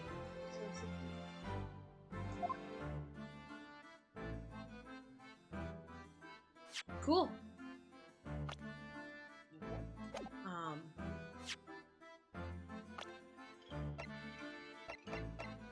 What is it? Oh, hey, look. Oh, sorry, I thought that was a bear onesies.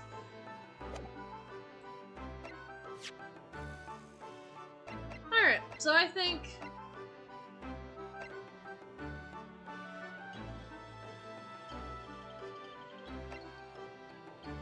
we'll end the stream here.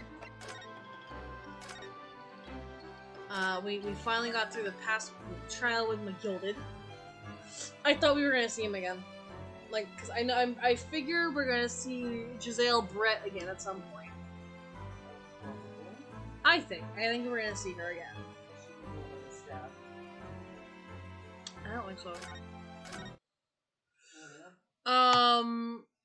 Yeah, I think we're gonna see her again at some point.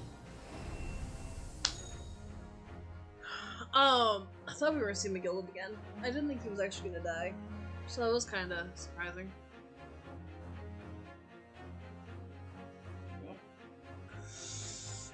So that was kind of surprising. Oh wait, he's dead.